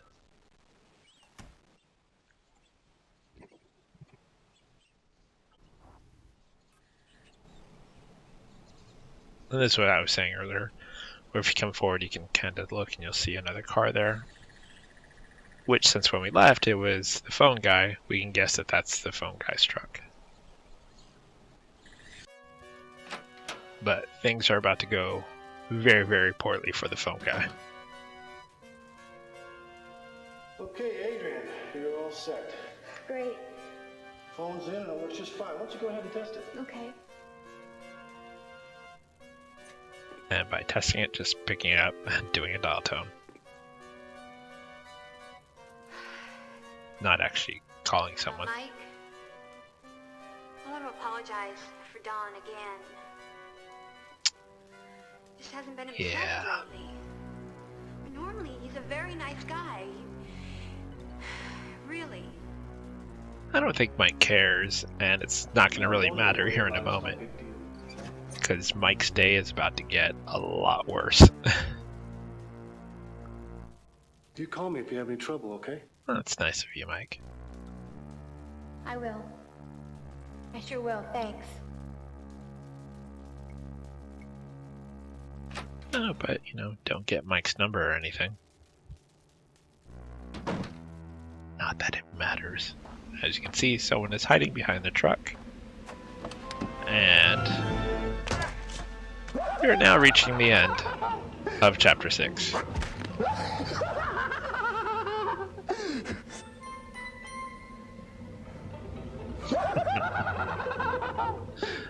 And we can see he has truly lost his mind. So now we're heading into the final chapter, Chapter 7, Saturday, October 22nd.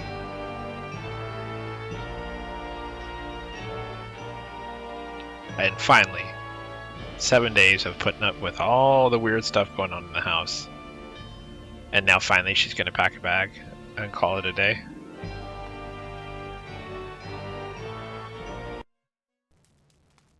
You see that Dawn is downstairs going cuckoo.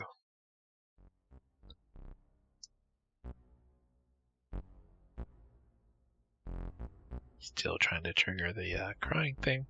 Oh, but look at that. For some reason, the picture is shattered and there's a piece of glass. We're going to need that here at the end. It'd have been nice to have a reason that that glass broke or some indication. Because if you don't walk into this room just to randomly look, you would never know that that broke at all.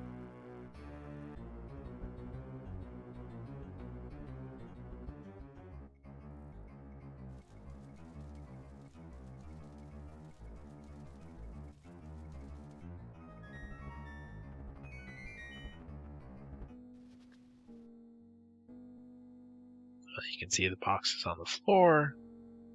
Things are amiss.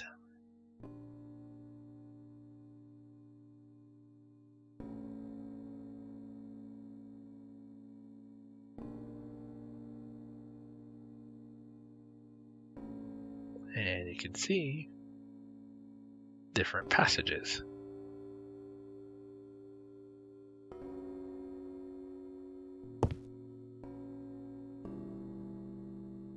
Ones that we had not found inside before, but suddenly from in here we can now find them.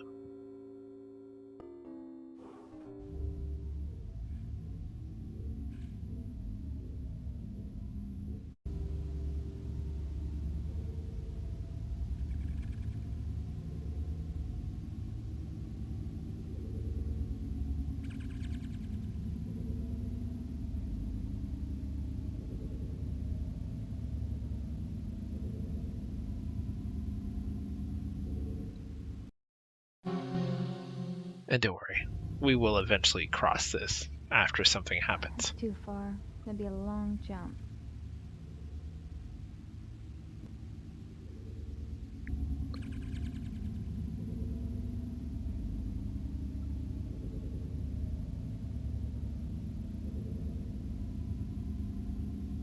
And if you look on the floor, oh, it's the absinthe bottle. So you can guess that probably Don has been coming through here. So he is aware of the passages as well.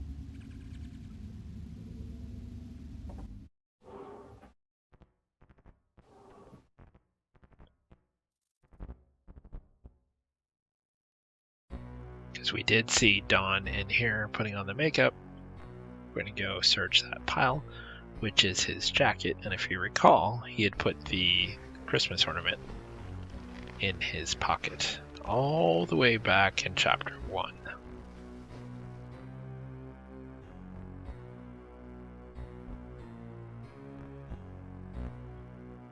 Seems like an odd inventory item to have and pick up, but trust me, you need it.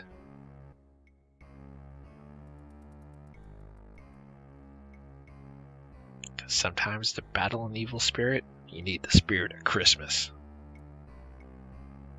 And since it is actually, what, It's like 1:17 a.m. on December 16th. It is fairly close to Christmas here in 2021, so not that this is a Christmas game by any stretch of the imagination, especially since it takes place in October. It's more of a Halloween kind of game, which is odd that they didn't play up the Halloween angle if they are doing this in October.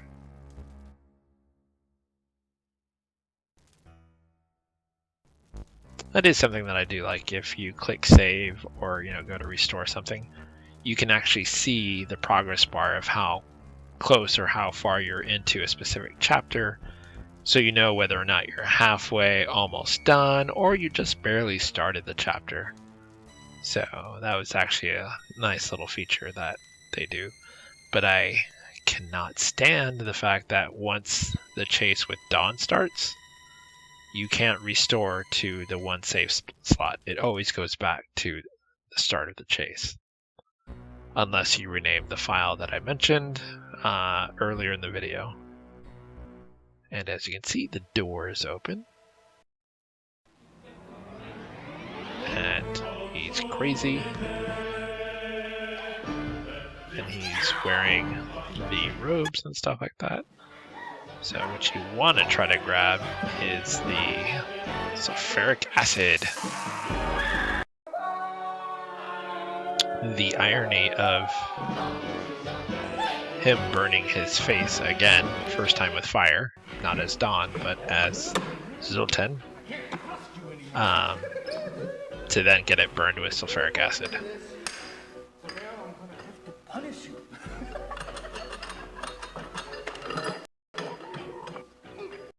So when you can, what you want to do is reach into your pocket and show him the ornament to distract him. Look, honey. Look, this snowman, remember this? And when he does, grab the latch and pretty much say goodbye to Dawn. Here comes...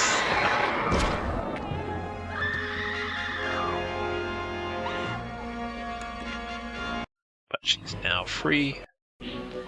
And there is a demon after you.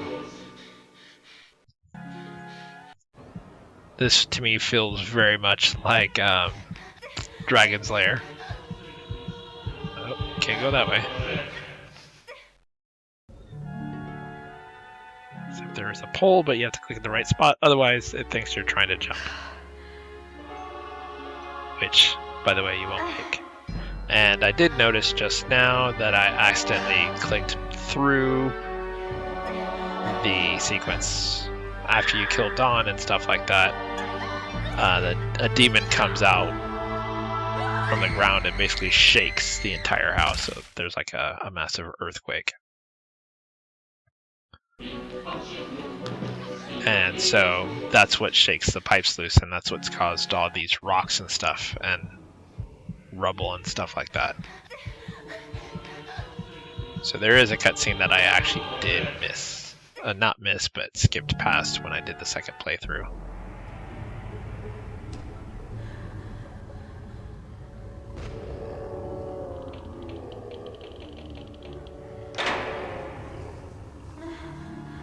So that's why the pipe is suddenly available and a bunch of the hallways are ruined.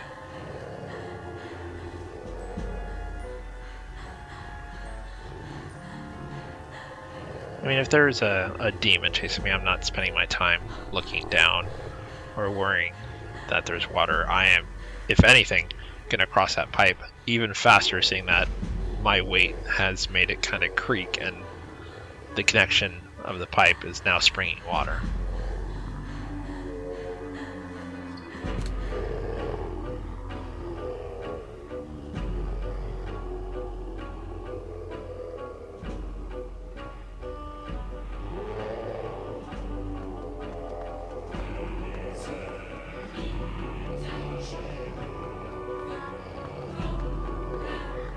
This run scene does not look legit. Like, you can tell she's clearly like running in place. Oh look, the demon doesn't have to worry about using the pipe or anything.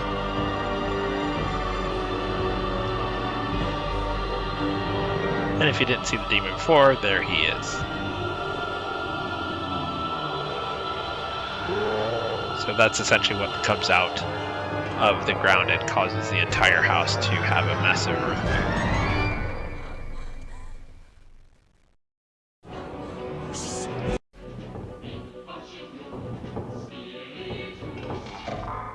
I do like that this extremely powerful and evil demon is able to be held back by a wooden door.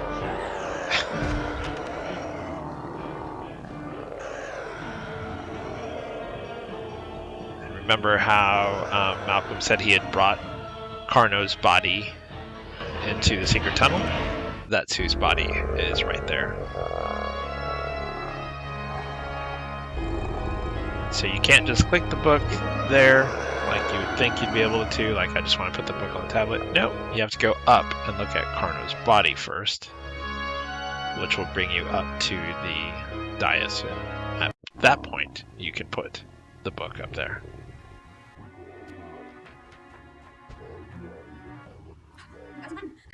Can I remember this? Well, you'd better.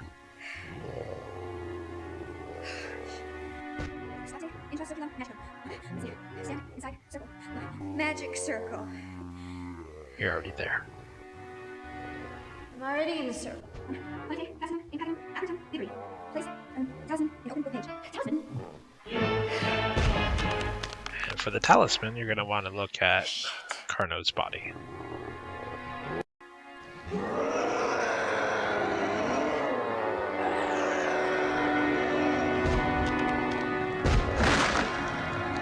I don't know why she's taking her time. If there's a demon, I am ripping that body apart to get that talisman.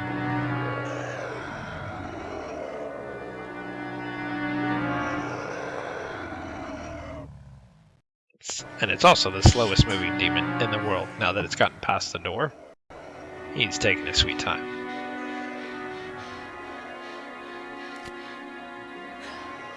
Okay, now what? Stellate, sanguinum, humanum, superfacinum. Drip blood from alive. Malcolm literally told you what to do, woman. Living man. Person. Over the talisman. That's you. You're the person. So grab that shard of glass that you got from the nursery. Can I do this? Can you do this? You literally have a demon behind you and you're wondering if you can cut yourself.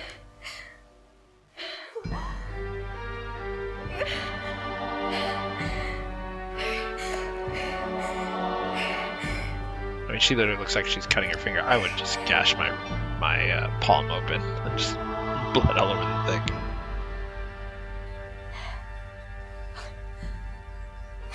The demon's suddenly very quiet.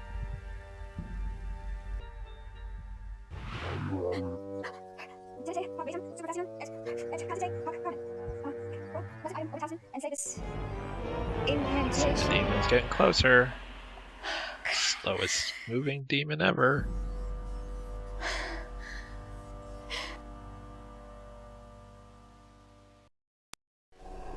So put the glass back, get the cross, put the cross on the book.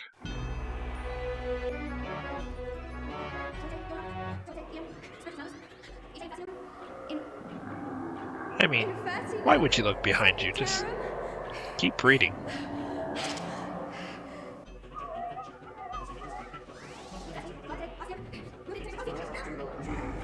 She's got beautiful eyes. And the demon is behind her.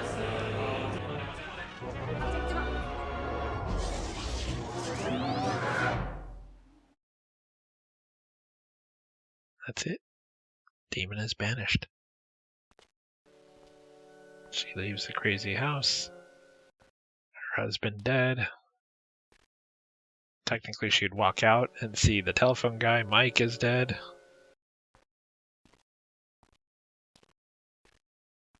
But in the condition and everything that she's gone through, she probably doesn't care.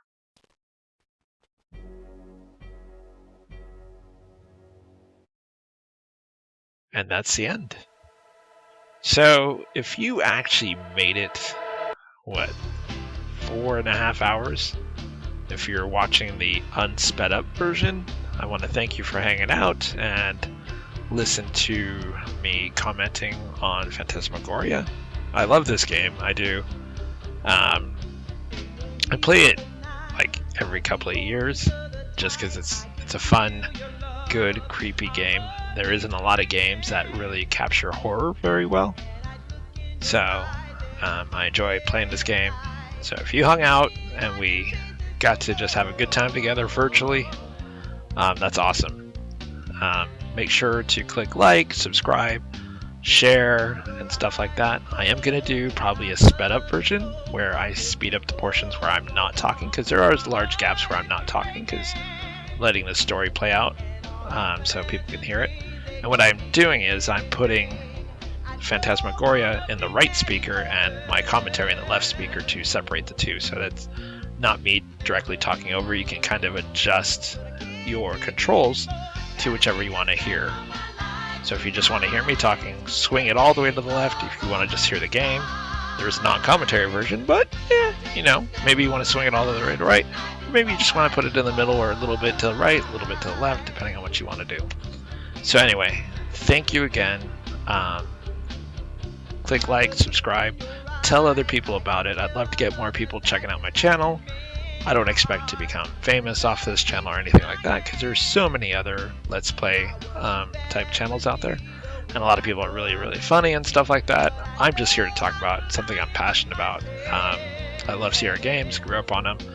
I had dreams of working there. I even interviewed there and stuff like that. So yeah, I'm just here to talk about what I enjoy, not really looking to make a ton of money or any money really. But I would love other people to understand and see what I'm passionate about. So like, subscribe, tell other people about it. Thanks again.